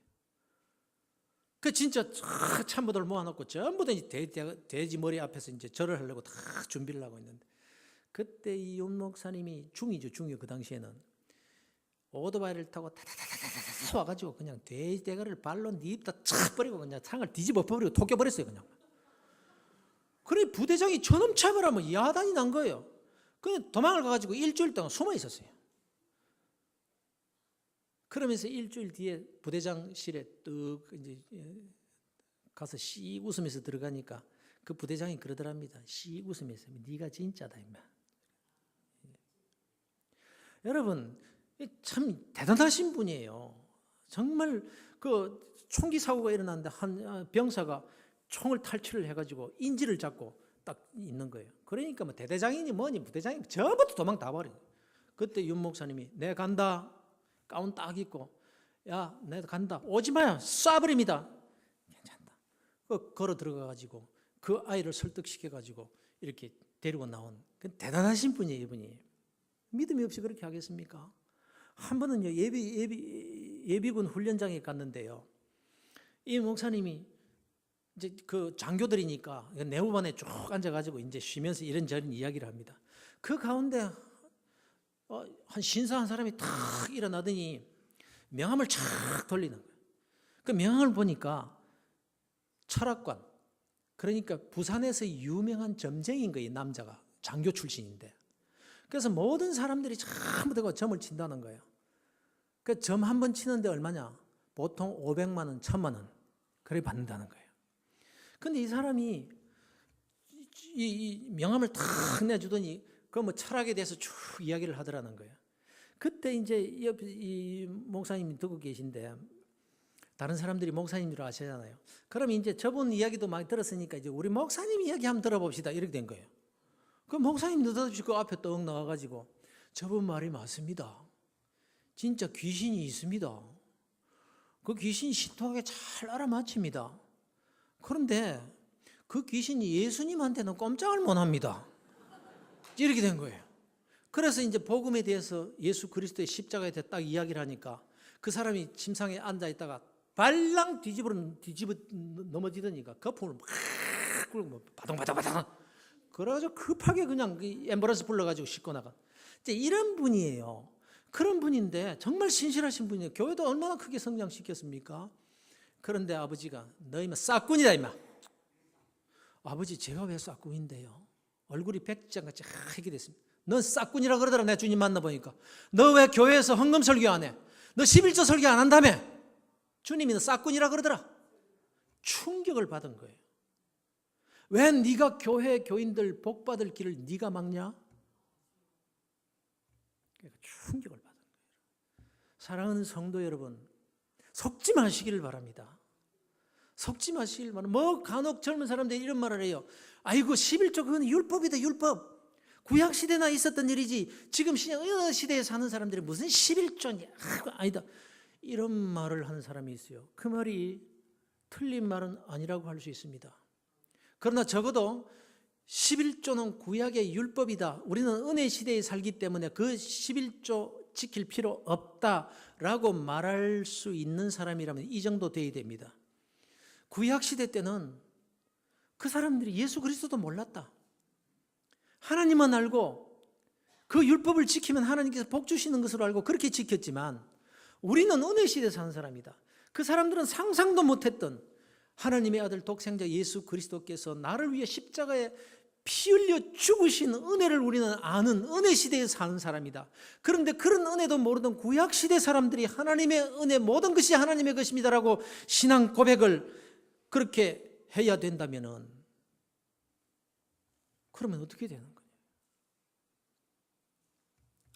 사랑하는 성도 여러분, 우리가 꼭 기억해야 될 것이 있습니다.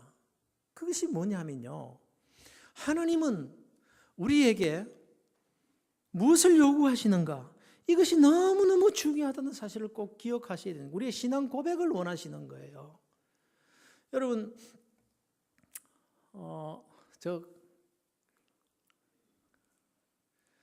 거기 백병원이 그 재단이 뭐죠? 인제대학교 총장을 지내셨던 이윤구 박사님을 혹시 아십니까? 이윤구 박사님이 이런 말씀을 하시더라고요. 제가 그 이윤구 박사님과 함께 식사를 한번 한 적이 있어요.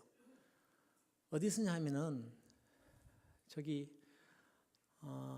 롯데 호텔 43층에 있는 식당에서 한번 식사를 이렇게 하는데 어떤 식사의 자리냐 하면은 근데 경남 부산 지역에 있는 청소년 지도자들을 모아서 이용구 박사님이 식사 대접을 하는 그런 자리였습니다.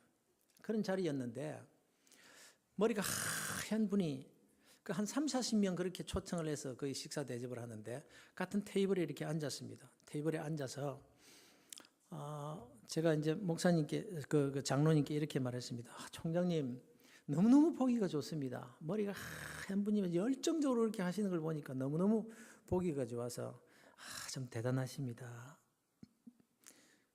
그러니까 너무너무 좋습니다. 목사님 너무너무 좋아요. 하나님의 은혜가 너무너무 커요. 그렇게 말씀하시는 거예요. 그래서 아니 총장님, 아니 이 젊은 지도자들 밥을 사주시면은 그냥 적당한 식당에서 사주입니다. 이 비싼 집에 와서 이렇게 돈 쓸 일도 많으실 텐데 어떻게 이렇게 하십니까? 라고 하니까 하시는 말씀이 목사님 너무너무 풍성해요. 그러는 거예요. 너무너무 풍성해서 넘친다는 거예요. 그러면서 하시는 말씀이 목사님 저는 지금 10의 구조 생활하고 있거든요. 놀라지도 않으시네요. 우린 10의 1조도 잘 못하는데 나는 지금 10의 구조 생활하고 있는데 너무 풍성해요 목사님. 우리 자녀들도 다 잘 됐고요. 지금 너무너무 넘치는 그런 은혜 생활하고 있어요. 그러면서 하는 말이 또 이렇게 말하는 거예요. 목사님 저는 10의 10조 생활하다가 주님 만날 거예요. 마지막 주님 만날 땐 저는 10의 10조 생활하다가 주님 만날 거예요. 이런 말씀을 하시는 거예요. 제가 충격을 받았습니다. 그런데 얼마 있다가 한 달도 못 돼서 적십자 총대로 발탁이 돼서 다 올라가시더라고요. 여러분 하나님께서 우리에게 원하시는 것이 무엇인가?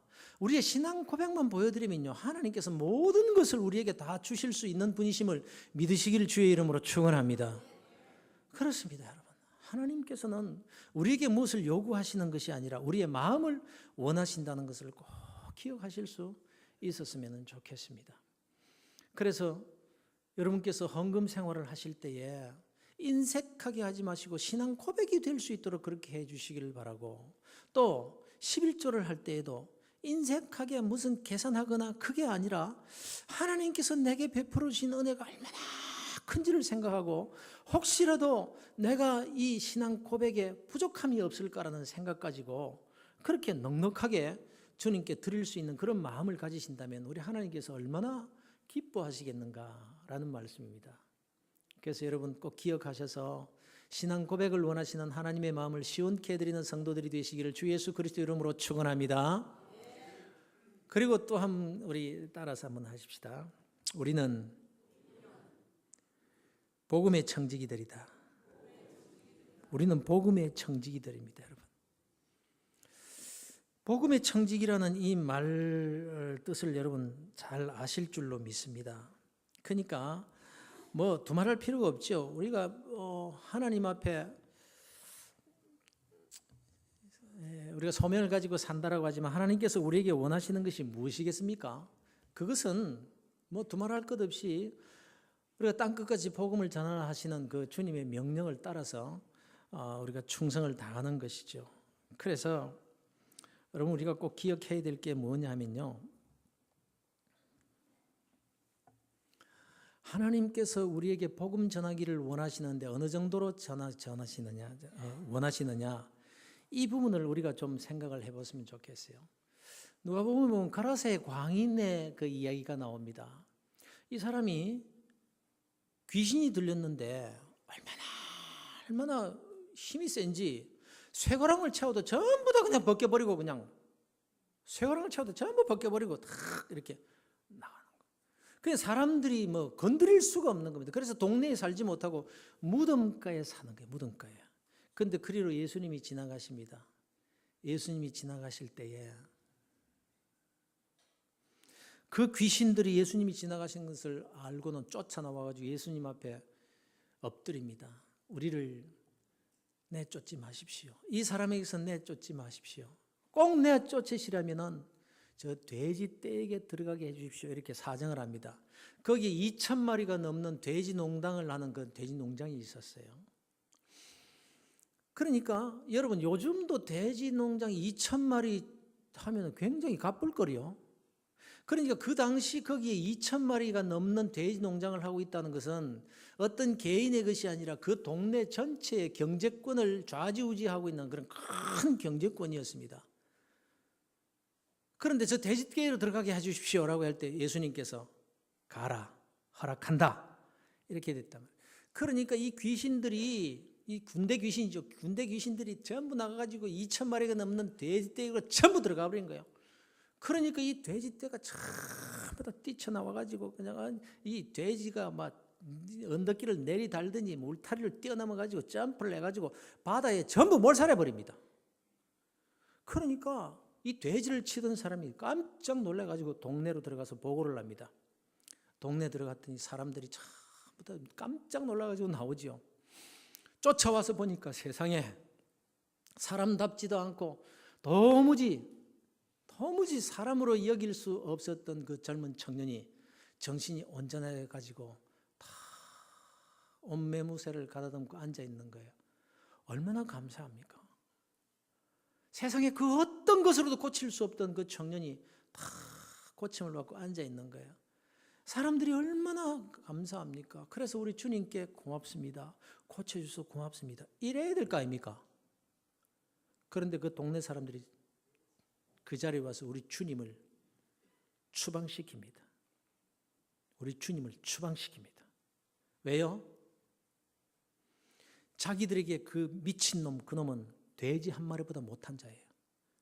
이 돼지 한 마리보다 못한 이 사람을 살리기 위해서 자기들의 그 수많은 돼지떼, 그 경제를 전부 다 바닷속으로 다 집어 던져버렸단 말이에요.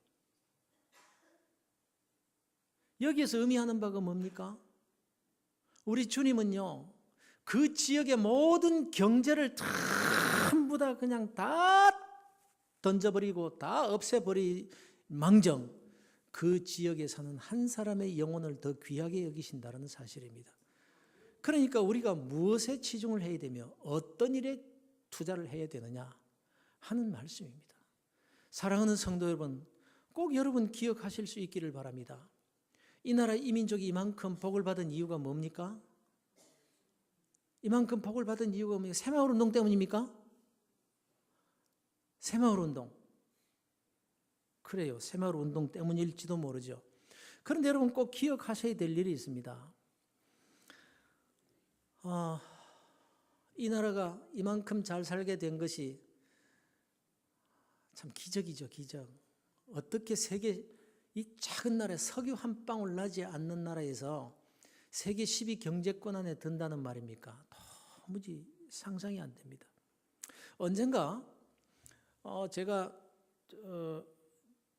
저 벨지움에서 목회를 하시는 전원호 목사님이라고 계세요. 지금 광주 은광교회 목회를 하고 계신데 그 당시에는 저 벨지움에서 목회를 하고 계셨는데 한번 한국으로 나오셨어요.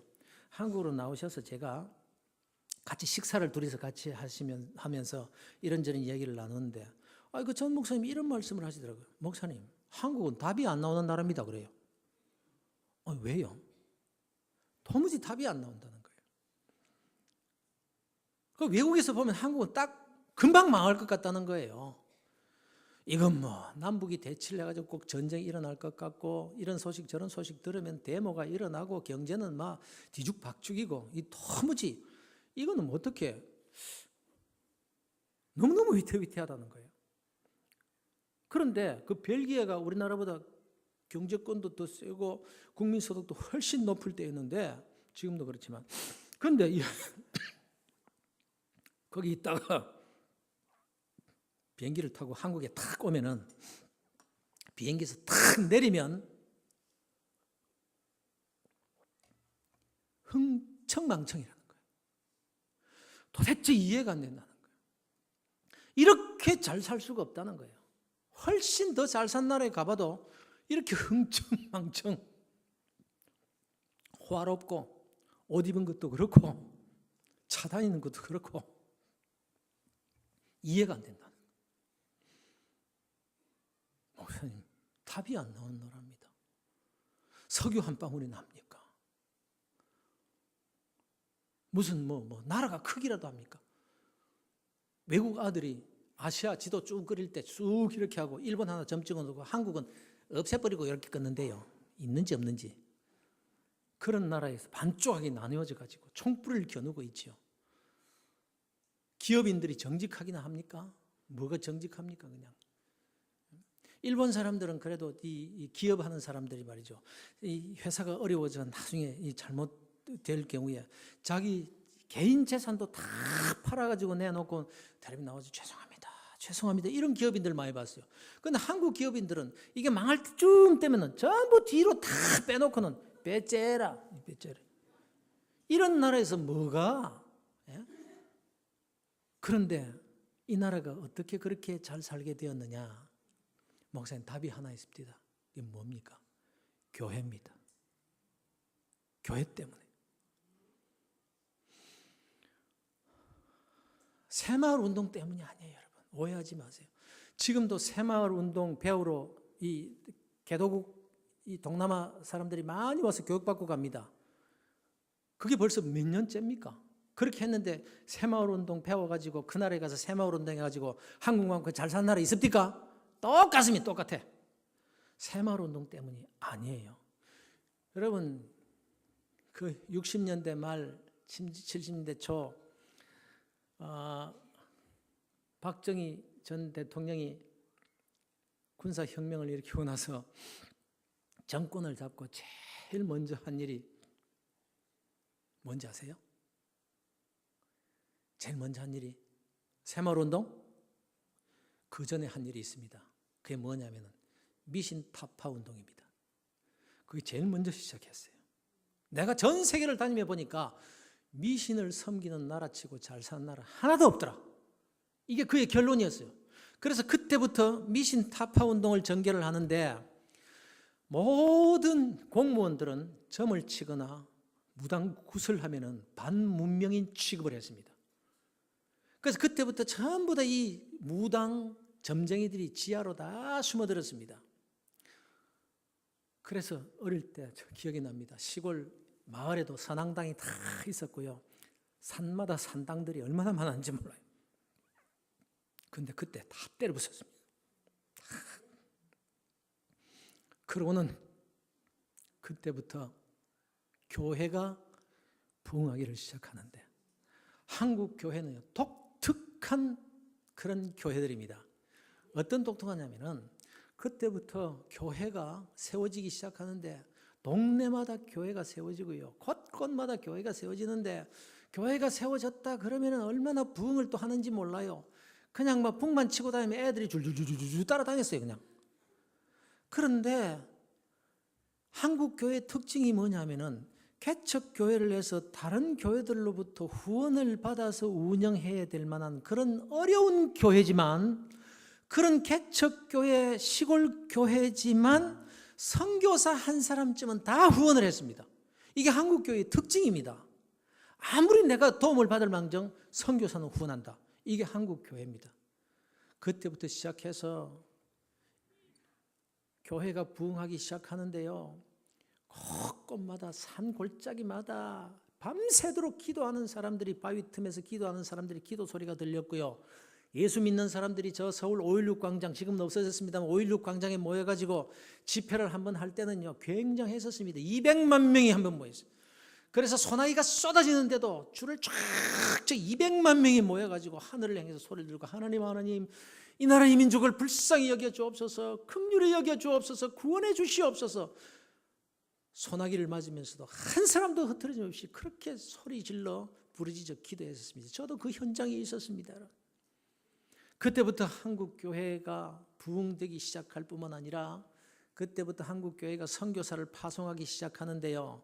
결론적으로 말해서 영국을 제끼고 호주를 제끼고 캐나다를 제끼고 지금 미국 다음으로 선교사를 많이 파송하는 나라가 한국 교회입니다. 미국 다음으로 선교비를 많이 지출하는 나라가 이 한국 교회입니다. 그때부터 시작해서 하나님께서 이 나라 이 민족에 복을 주기를 시작하십니다. 여러분, 아브라함에게 약속하신 그 축복이 뭡니까? 내가 네게 복을 주겠다. 내가 네게 복을 주겠다. 너는 복이 될지라. 너로 인해서 모든 민족이 다 복을 받을 것이니라. 이것이 하나님께서 아브라함, 이스라엘의 조상인 아브라함에게 주신 약속입니다. 너로 인해서 모든 민족이 다 복을 받을 것이니라. 그런데 지금 유대인들, 이스라엘이 이 말씀을 곡해했습니다. 우리는 하나님의 택함을 받은 백성이지만 너희들은 이방인들은 개다. 그러면서 개에게 먹을 것을 줄 수 없다. 자기들만 하나님의 백성이라고 생각하는 거예요. 그러나 여러분, 거기서 오해잖아요.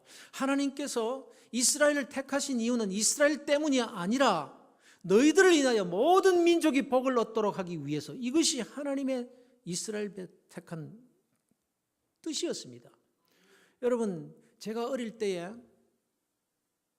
초등학교에 다닐 때에 반장을 여러 번 했습니다. 믿어주시길 바랍니다. 반장 여러 번 했어요. 저희 이래봬도. 근데 시골 학교에서요, 반장하면요 특권이 있었습니다. 특권. 어떤 특권입니까? 선생님이 반장 너 이리 와. 그럼 교무실로 부릅니다. 교무실 아이들이 겁이 나서 들어갑니까? 반장이니까 들어가요. 그러면은 선생님들이 예쁘다고 머리도 만져주고 또 무지개 빵도 먹다가 주고 과자도 주고 또 학용품도 주고, 그런 사랑을 얼마나 많이 받는지. 그 반장이기 때문에 그 교무실에 가가지고 선생님께 그런 뭐 빵도 얻어먹고 이제 과자도 얻어먹고 학용품도 선물로 받고 이런 거예요. 그런데 선생님이 반장 이리 와 교무실로 부른 이유가 뭐냐? 숙제 내주시기 위해서. 너 내일 숙제다? 그러면서 1, 2, 3, 4 이렇게 닥쳐가지고 줍니다. 그 쪽지를 받아가지고 와가지고 칠판에다가 1, 2, 3, 4 이거 내일 숙제다 다 해왔나? 이게 반장이 해야 될 일이잖아요. 그런데 이 반장이 말해요. 쪽지를 딱 받아가지고 주머니에 싹 닦아놓고는 나는 반장이니까 숙제 받았다. 너희들은 반장 아니잖아. 넌 몰라? 그러면서 그냥 집에 간 거예요. 다음날 선생님이 왔습니다. 숙제 내놔라. 전부 다 숙제요? 우리 안 받았는데요? 근데 이 반장이 선생님 저는 숙제 해왔어요. 예, 숙제 해왔어요. 딱 내놓습니다. 그러면 그 반장 어떻게 됩니까? 예? 기세대기 올려 때리고 이 자식이 뭐 반장 자르고 다른 반장 뽑아야죠. 그렇잖아요. 반장이 하는 역할이 뭡니까? 반장은 반장을 위해서 존재하는 사람이 아니라 학생들을 위해서. 그러니까 누가 주인공입니까? 학생들이 주인공이에요. 반장은 심부름꾼이에요. 그런데 심부름하는데 특권이 있어요. 과자도 얻어먹고 남다른 사랑도 받고. 너는 복이 될지라. 너로 인해서 모든 민족이 복을 받을 것이니라. 그것이 이스라엘을 택하신 목적이었습니다. 그런데 이스라엘이 뭐라 그럽니까? 우리는 아브라함의 후사다. 너희들은 뭐냐? 이방인들이다. 너희들은 개다. 그러면서 아직까지도 이방인들이 하나님의 자녀가 되는 것에 대해서 반대하고 있습니다. 지금도 인정하지 않습니다. 그래서 그들은 모든 민족이 다 예수 그리스도를 믿으면 복을 받고 구원을 받을 것이라는 이것을 인정하지 않기 때문에 오늘날 예수 그리스도 그들이 인정하지 않습니다. 그들이 예수님께서 예루살렘에 입성하실 때에 종려나무 가지를 흔들면서 호산나 호산나 하면서 얼마나 환영을 많이 했습니까? 그렇게 환영을 했지만 그들이 한 주간이 지나지 않아서 저자를 십자가에 못 박아 죽여라, 십자가에 못 박아 죽이라고 소리를 지르는 폭도들로 변해버리고 말았어요. 왜요? 그들이 예수님을 환영할 때는 호산나 호산나 정말 그들이 기다리던 메시아 맞았습니다. 생각을 해보세요. 저분이 우리의 왕만 된다면, 저분이 우리의 메시아 맞네, 저분이 우리의 왕이 되시면 이제는 끝났다, 그거죠. 아니 보리떡 5개 물고기 2마리를 넣고 축사를 한번 하시니까 5,000명이 먹고도 12강주기가 남았어요. 그러니까 저분이 우리의 왕이 되시면 이제 일할 필요 있습니까? 축사만 하시면 온 나라가 전부 다 먹을 것 천진데, 거기다가 38년 된 병자도 그 자리에 일으키시죠. 병원이 필요 있습니까? 예수님만 계시면 아픈 건 문제 없어요. 죽은 나사로를 살리십니다. 죽는 것까지도 문제가 없어요. 우리가 기다리던 메시아 그분이 오셨다. 호산나 호산나 어서 오십시오 어서 오십시오. 그렇게 환영을 대대적으로 했지만 우리 주님께서 성전에 들어가셔서 뒤집어 보시면서 너희들이 기도하는 아버지의 집을 강도의 구렐로 만드느냐? 하면서 뒤집어 엎고 너희들이 아브라함의 후사라고 이 돌들로도 아브라함의 후사로 될 수 있다라고 하면서 책망을 하십니다. 그러면서 누구든지 나를 믿는 자가 다 하나님의 자녀와 참 아브라함의 후사라고 말씀을 하십니다. 견딜 수가 없는 거예요. 그가 메시아, 기적을 일으키는 메시아의 일을 다 한다고 할지라도 자기 민족들 외에 구원을 받는다라고 하는 것은 참지를 못합니다. 그러니까 저자를 십자가에 못 박아 죽여라. 못 박아 죽여라. 빌라도가 손을 씻습니다. 이 사람은 아무리 봐도 내 잘못한 것이 없는데 이 피에 대해서 난 책임이 없다 그러니까 유대인들이 뭐라 그러죠? 그 피와 그 죄를 우리와 우리 후손에게 돌리고 그 자는 십자가에 못 박아 죽여라. 아이, 죄 없는데. 이 명절이 되면 죄수를 한 사람 풀어주는 예가 있는데 지금 바라바 흉악한 죄인 아니야. 이 바라바를 풀어줄까? 예수를 풀어줄까? 빌라도는 적어도 이 바라바가 흉악한 죄인이기 때문에 그래도 예수를 풀어주고 바라바 그냥 풀어주면 안 된다라고 할 줄 알았어요. 그런데 유대인들이 뭐라 그럽니까? 바라바를 풀어주고 그 자를 십자가에 못 박아 죽여라. 그 피와 그 죄는 우리와 우리 후손에게 돌려라. 얼마나 그게 무서운 말인지도 모르고. 히틀러가 유대인들을 600만 명을 죽여서 600만 명. 600만 명이 이게 얼마나 됩니까? 거제시 전체 인구가 얼마나 되죠? 예? 30만 명 잡읍시다. 600만 명이에요. 통영, 거제, 마산, 진주 다 때려잡아도 이게 뭐 몇 명 될까? 그런데 600만 명을요 파리 죽이듯이 죽였어요. 근데 이유가 뭐냐? 아무 이유가 없어요. 뭐 게르만족의 우수성 때문에? 아니 자기 민족이 우수하다고 다른 민족을 갖다가 그렇게 닭을 잡아도 그렇게 안 잡아요. 어떻게 그렇게 죽일 수 있습니까? 이유가 없어요. 그 죄와 그 피를 우리와 우리 후손에게 돌리고 그 자는 십자가에 못 박아 죽여라. 그 말이 얼마나 무서운지 모르고 그런 소리를 한 거예요. 바울이 무슨 죄를 지었습니까? 그런데 바울이 죽기 전에는 먹지도 마시지도 않겠다라고 암살자로 나선 자가 예루살렘 성 안에만 40명이 넘었습니다. 40명. 여러분, 이 조그마한 거제시 안에 나를 죽이겠다고 누가 호시탐탐 노리면서 눈에 보이기만 하면 죽인다, 이런 사람이 한 사람이라도 있다면 여러분 밖에 나가겠습니까? 그런데 그 조그마한 예루살렘 성 안에 40명이 저 바울을 죽이기 전에 내가 먹지도 마시지도 않겠다라고 암살자로 나서 40명에 대해서, 왜요? 바울이 무슨 강도짓을 했습니까? 도둑질을 했습니까? 깡패짓을 했습니까? 바울은 이방인의 사도였습니다. 누구든지 예수 그리스도를 믿으면 그가 아브라함의 참 후사요 하나님의 자녀다, 이렇게 외치는 이방인의 사도였습니다. 그래서 유대인들은 우리 민족 외에 구원을 받는다라고 하는 사람을 제일 미워합니다. 그게 선민의식입니다. 그 이스라엘 특권같이 되어 있습니다. 시오니즘 뭐 이걸 다 우리가 미화를 합니다만 그 국수주의, 그 내셔널리즘, 유대인들은 특별한 그런 것을 가지고 있어요.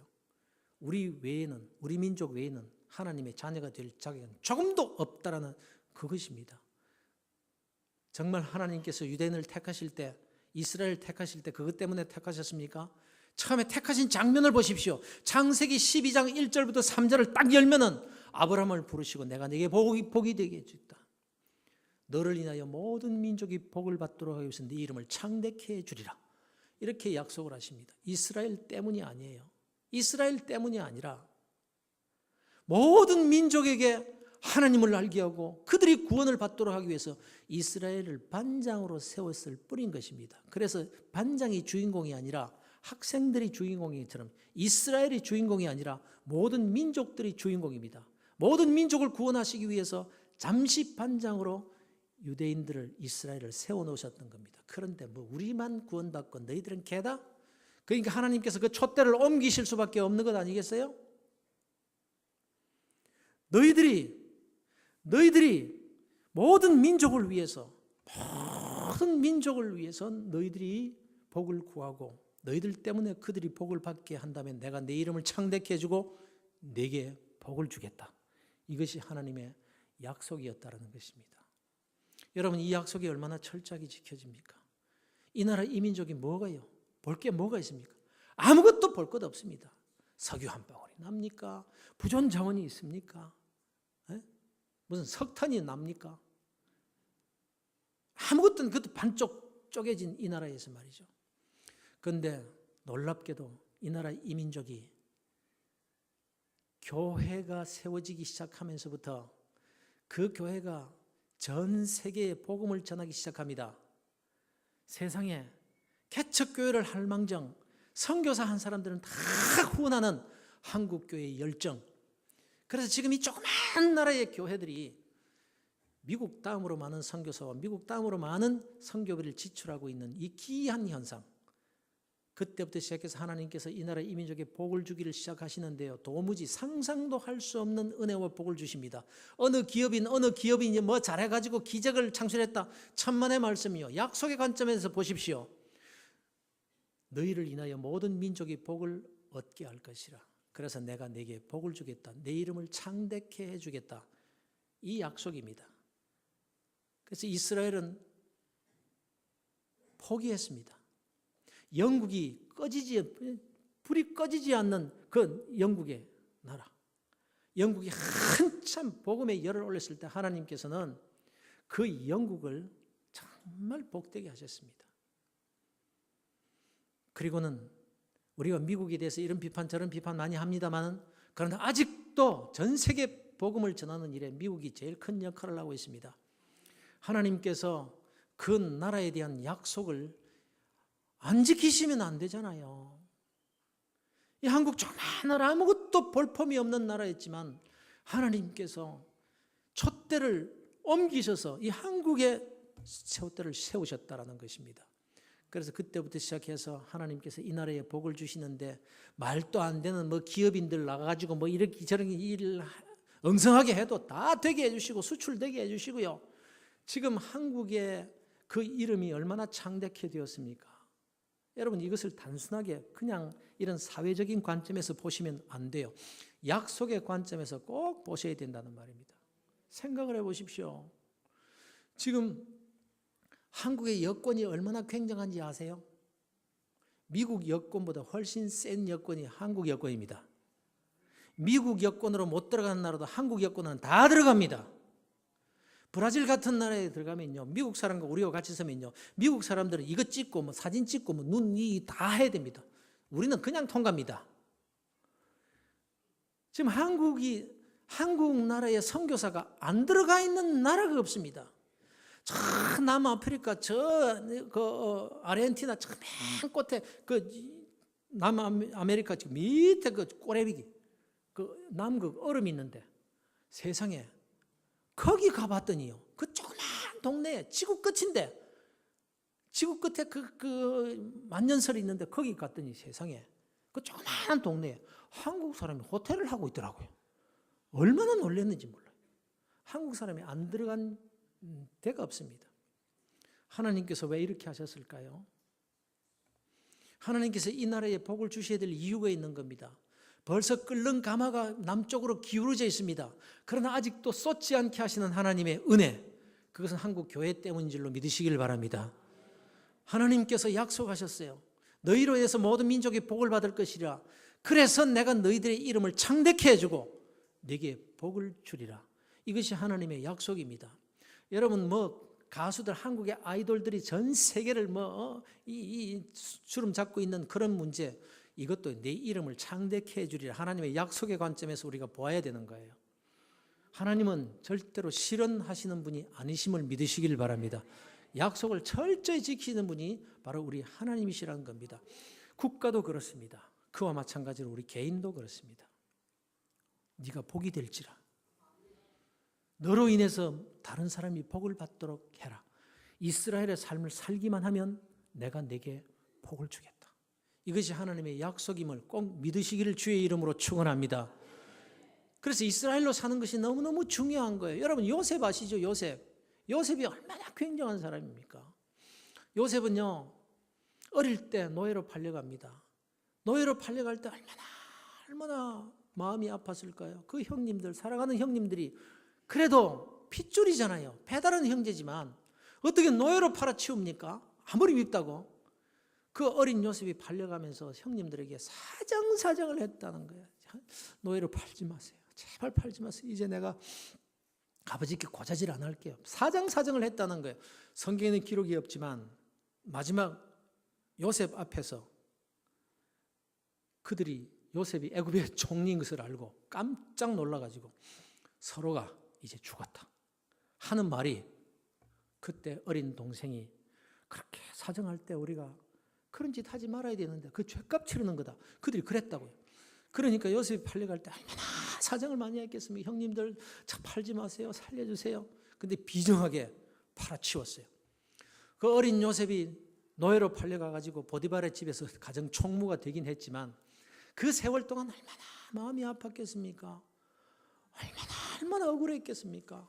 얼마나 형님들 원망스러웠겠습니까? 얼마나 눈물을 많이 흘리며 밤마다 부모님 보고 싶어서 눈물을 흘렸겠느냐, 이 말씀입니다. 거기서 이제 하나님 앞에 그래도 바로 살아보려고 애를 쓰다가 모함을 받아가지고 또 감옥에 갇힙니다.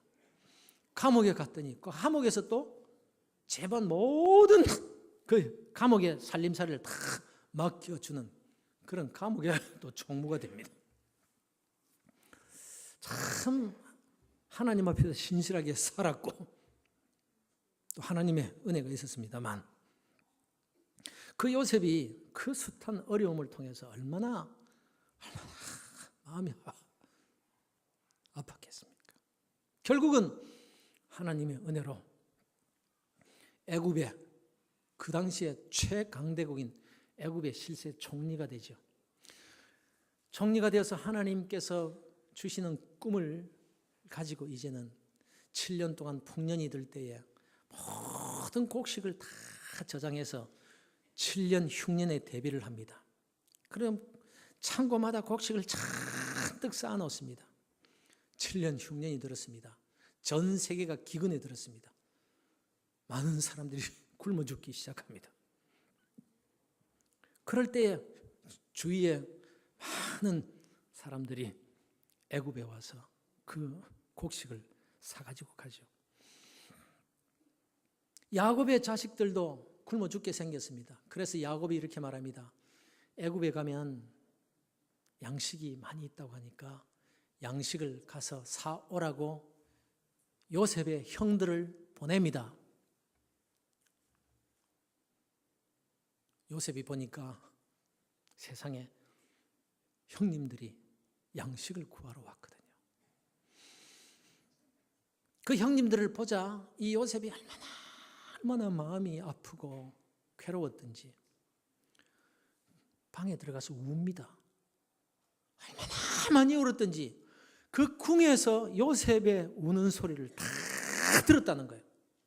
얼마나 통곡하며 울었으면 그 안에 있는 모든 사람들이 전부 다 요셉의 우는 소리를 들었겠습니까?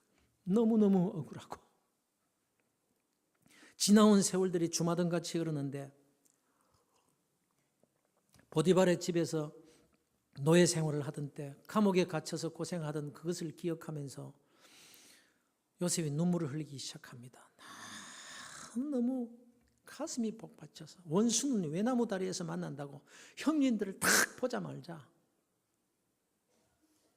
그런데 형님들이 요셉을 알아봅니까? 요셉은 어릴 때 팔렸으니까 모르죠. 그때 요셉은 어릴 때 벌써 형님들은 다 컸으니까 딱 보면 알잖아요. 그런데 자기들이 팔아치운 그 어린 요셉이 애굽의 총리가 되어 있을 거라고는 상상도 하지 못했을 거라고. 그런데 요셉이 실컷 울고 형님들 앞에 와서 이렇게 말하죠. 형님들, 내가 요셉입니다. 내가 요셉입니다. 성경에 어떻게 기록되어 있는지 알아요? 내가 요셉입니다라고 했을 때 형들이 아무 말도 못했더라. 아무 말도 못했더라. 내가 요셉입니다 했을 때 형들이 죽었다. 그랬단 말이에요. 그런데 이 요셉이 형들 앞에서 하는 말이 이렇게 말합니다. 형님들 형님들이 나를 이리로 판 것 때문에 걱정하지 마세요. 내가 여기에 이렇게 와서 애굽의 총리가 된 것은 형님들이 나를 팔았기 때문이 아니라 하나님이 형님들의 생명을 살리려고 나를 이리로 먼저 보내신 것입니다. 이렇게 말합니다. 이게 무슨 말인지 아세요? 형님들, 내가 여기 와서 애굽의 총리가 된 것은 내가 잘했기 때문에 형님들이 팔았기 때문이 아니라 하나님께서 형님들의 생명을 구원하시려고 나를 이리로 먼저 보낸 겁니다. 그게 무슨 말이냐면 나는 이 역사의 주인공이 아닙니다. 이 역사의 드라마의 주인공은 내가 아니라 형님들입니다. 형님들 때문에 나를 하나님께서 심부름꾼으로 사용하신 것밖에 없습니다. 이런 고백을 하는 거예요. 이게 얼마나 놀라운 일인지 아십니까? 여러분, 정말 아브라함의 하나님, 이삭의 하나님, 야곱의 하나님, 그리고 야곱의 12제자 중에 가장 뛰어난 사람이 누굽니까? 요셉의 하나님. 이렇게 되어야 마땅합니다. 그런데 구속의 역사의 기본은 그렇게 되지 않습니다. 아브라함, 이삭, 야곱, 그 다음에 누구죠? 무릎 꿇고 있는 유다. 그 유다를 통해서 구속의 계보가 이어지고 예수님이 그 유다를 통해서 태어나서 전 세계 모든 만민을 구원하게 됩니다. 요셉은 그 당시에 그 자세한 사정은 알았든지 몰랐든지 그가 이스라엘의 사명을 가진 자, 내가 주인공이 아닙니다. 형님들이 주인공입니다. 형님들을 살리기 위해서 나는 하나님께서 심부름꾼으로 사용하신 것밖에 없습니다. 나는 엑스트라입니다. 나는 도구일 뿐입니다. 이거예요. 이 이스라엘의 사명, 이걸 잘하면 하나님께서 복을 주겠다고 약속하신 겁니다. 그래서 요셉은요, 일평생 마지막 죽는 순간까지 나는 주인공 아니고 형님들이 주인공입니다. 내가 이렇게 사는 것은 나 때문이 아니라 많은 민족을 살리기 위해서입니다. 이런 태도를 가졌다고 해서 요셉이 비참해졌습니까? 가난해졌습니까? 명예가 없었습니까?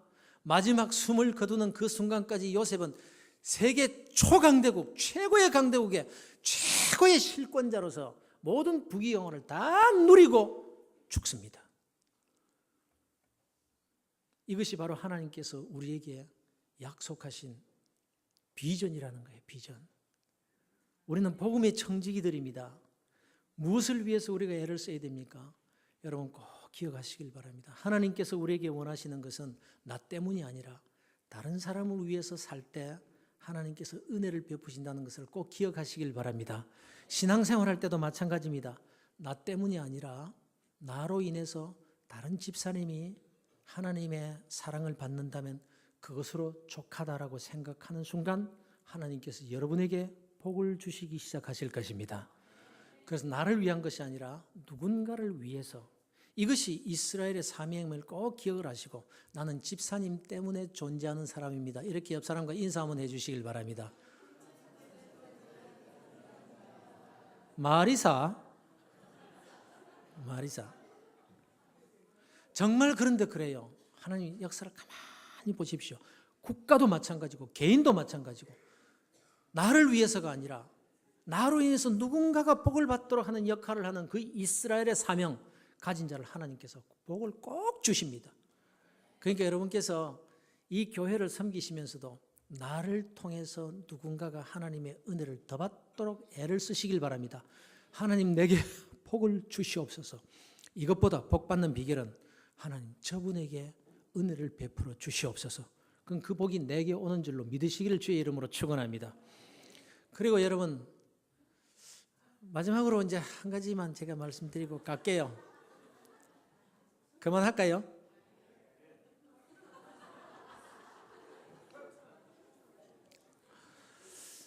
네, 간단하게 말씀드릴게요. 한국 교회가 지금 위기입니다. 제가 많은 교회를 이렇게 다닙니다만 정말 위기입니다. 결론적으로 말씀드리면요, 오늘날 교인들이 교회를 모르고 교회를 다니고 있다라는 그 점 때문입니다. 세상 사람들은 교회를 돌을 던지고 있습니다. 교회는 썩었다. 뭐 예수쟁이들이 뭐 저래? 저런 것들이 무슨 예수 믿는다고 저래 하면 돌을 막 던집니다. 그런데 그것은 가능합니다. 왜냐하면 그들은 우리들을 볼 때 그렇게 볼 수밖에 없기 때문입니다. 그런데 문제는 뭐냐면 세상 사람들이 교회를 향해서 돌을 던지는 그 가치관, 그것을 가지고 그대로 교회 안에 들어와서 교회를 비판하고 있는 그리스도인들 때문에 문제가 된다는 거예요. 여러분, 오늘날 젊은이들이 정의를 부르짖습니다. 공의를 부르짖습니다.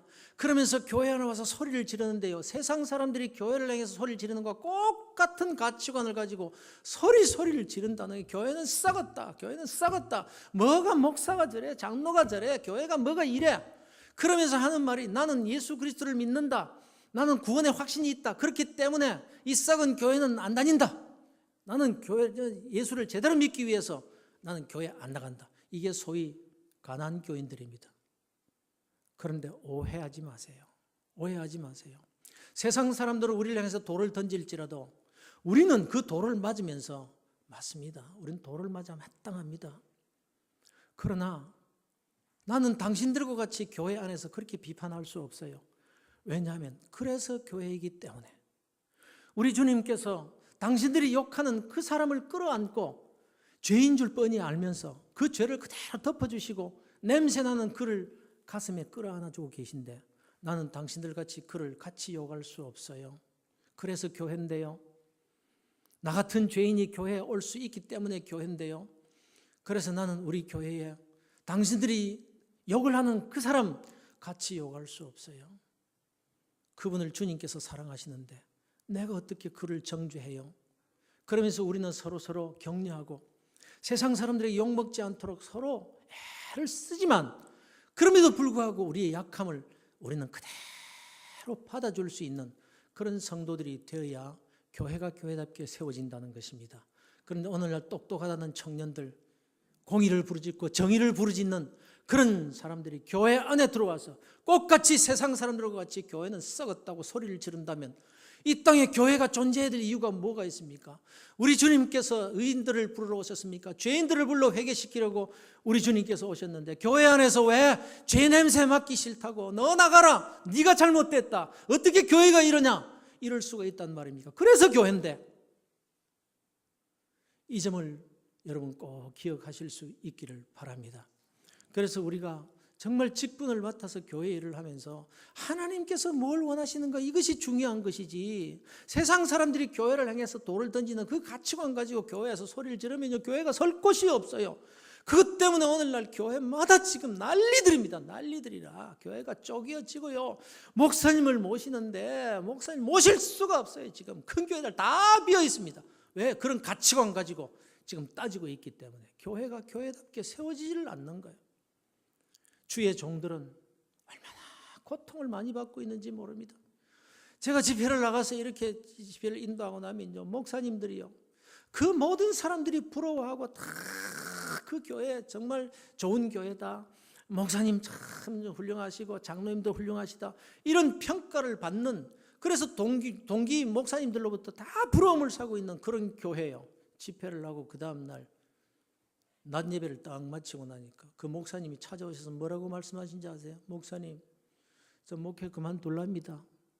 모든 사람들이 부러워하는 그 목사님께서, 목사님 난 목회 못하겠습니다, 그냥 다른 교회를 가겠다는 것 같고 목사직 자체를 내놓고 내 장사하랍니다. 목사님, 오늘날 얼마나 교회가 어려움을 많이 당하고 있는지 몰라요. 여러분 꼭 기억하세요. 기억하세요. 교회는 교회다워야 되는데 하나님께서 원하시는 대로 교회다워야지, 세상 사람들이 평가하는 그 기준에 여러분 맞추지 마세요. 그럼 교회가 아니에요. 그걸 꼭 기억을 하셔야 되고, 여러분이 이제는 이 교회에 우리 사목사님께서 위임하신 지가 얼마 되지 않는데, 여러분 교회가 은혜를 얻기 위해서는 꼭 기억하셔야 될 것이, 주의 말씀을 대언하는 주의 종과의 관계가 너무너무 중요합니다. 이건 신앙 고백이기 때문에 너무도 중요한 거예요. 위임식 때 제가 가끔 교인들 권면을 부탁받을 때가 있어요. 교인들 권면을 부탁받을 때 교인들에게 제가 이런 권면을 합니다. 이제 여러분들이 하나님의 은혜로 우리 목사님께서 위임 받게 되셨는데 참 축하드립니다. 그런데 하나님께서 여러분들에게 복을 내리시고 말씀의 은혜를 내리시는 통로는 이제 목사님을 통해서입니다. 목사님을 통해서 여러분들이 은혜를 받지 못하면 신앙생활 은혜롭게 할 방법이 없습니다. 그렇기 때문에 여러분들은 목사님을 통해서 전해지는 말씀에 은혜를 받으시기를 바랍니다. 이렇게 권면을 하면서 목사님을 통해서 은혜를 받는 비결 중에 가장 중요한 것이 목사님을 인격적으로 존경할 수 있어야 됩니다. 목사님을 인격적으로 존경하지 못하면 그 입에서 천사 같은 말씀이 나와도 절대로 은혜 받을 수 없습니다. 목사님을 인격적으로 존경할 때에 그 입에서 나오는 하나님의 말씀을 하나님의 말씀으로 받게 되기 때문입니다. 그래서 목사님을 존경하셔야 됩니다. 인격적으로 존경할 수 있도록 애를 쓰십시오. 목사님을 인격적으로 존경하기 위해서 목사님 너무 가까이 가지 마세요. 너무 가까이 가면 목사님의 허물이 보여서 인격적으로 존경할 수 없게 될지 모릅니다. 목사님을 인격적으로 존경하지 못하면 내가 말씀의 은혜를 받지 못합니다. 그래서 너무 가까이 가지 마세요. 목사님 너무 멀리 떨어지지 마십시오. 너무 멀리 떨어지면은 관심이 없어져서 목사님을 인격적으로 존경할 기회를 놓칠 수가 있습니다. 목사님을 인격적으로 존경하지 못하면 내가 손해입니다. 그래서 목사님을 인격적으로 존경할 만큼 거리를 두고 신앙생활을 하십시오. 그리고 목사님을 인격적으로 존경한 데 필요한 것이 있다면 무엇이든지 아끼지 말고 투자를 하십시오. 목사님을 위해서가 아니라 여러분들을 위해서입니다. 이렇게 권면을 합니다. 사랑하는 성도 여러분, 너무너무 중요합니다.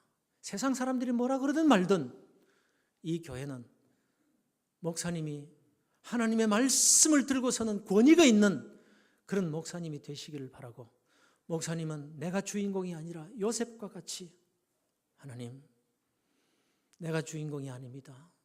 저 성도들이 주인공입니다. 저 집사님이 나를 밟고 주님을 가까이 만날 수 있다면 저는 100번 1000번 밟히겠습니다.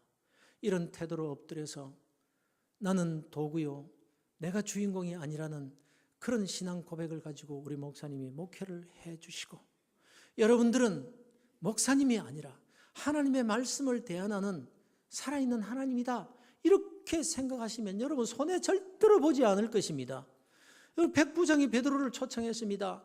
모든 집안 식구들 다 모았습니다. 친구들도 모으고 종들도 다 모아놨습니다. 베드로가 나타나자 그 앞에 전부 다 엎드립니다. 베드로가 깜짝 놀라서 일어나십시오 할 때에 백부장이 이렇게 말합니다. 우리는 다 지금 하나님 앞에 있습니다. 말씀하여 주옵소서. 우리는 사람 앞에 있는 것이 아니라 하나님 앞에 있습니다. 그게 신앙 고백이었습니다. 이런 교회가 되었으면 얼마나 좋을까요? 오늘날 교회마다 목사는 목사대로, 교인들은 교인들대로 소리를 지르느라고, 나를 알아달라고 자기들의 권위와 자기들의 주권만 찾고 있습니다. 이것이 거꾸로 되어야 되지 않는가요? 사랑하는 성도 여러분, 하나님께서는 우리에게 신앙 고백을 원하시지 우리에게 물질을 원하신다, 뭐 가시적인 걸 원하신다, 이것이 절대로 아니라 우리의 마음을 원하신다는 것을 꼭 기억을 하시고, 사랑하는 성도 여러분, 이 거제 호산나 교회를 통해서 들려오는 소식들이 너무너무 반갑고 기뻐서 부족한 이 사람도 멀리서도 하나님께 영광을 돌리고 감사할 수 있는, 여러분의 소식들을 듣고 기뻐할 수 있는 그런 축복을 저도 받았으면 좋겠습니다. 아무쪼록 여러분 아름다운 교회, 아름답게 세워가시는 복된 그리스도인들 되시기를 주의 이름으로 축원합니다.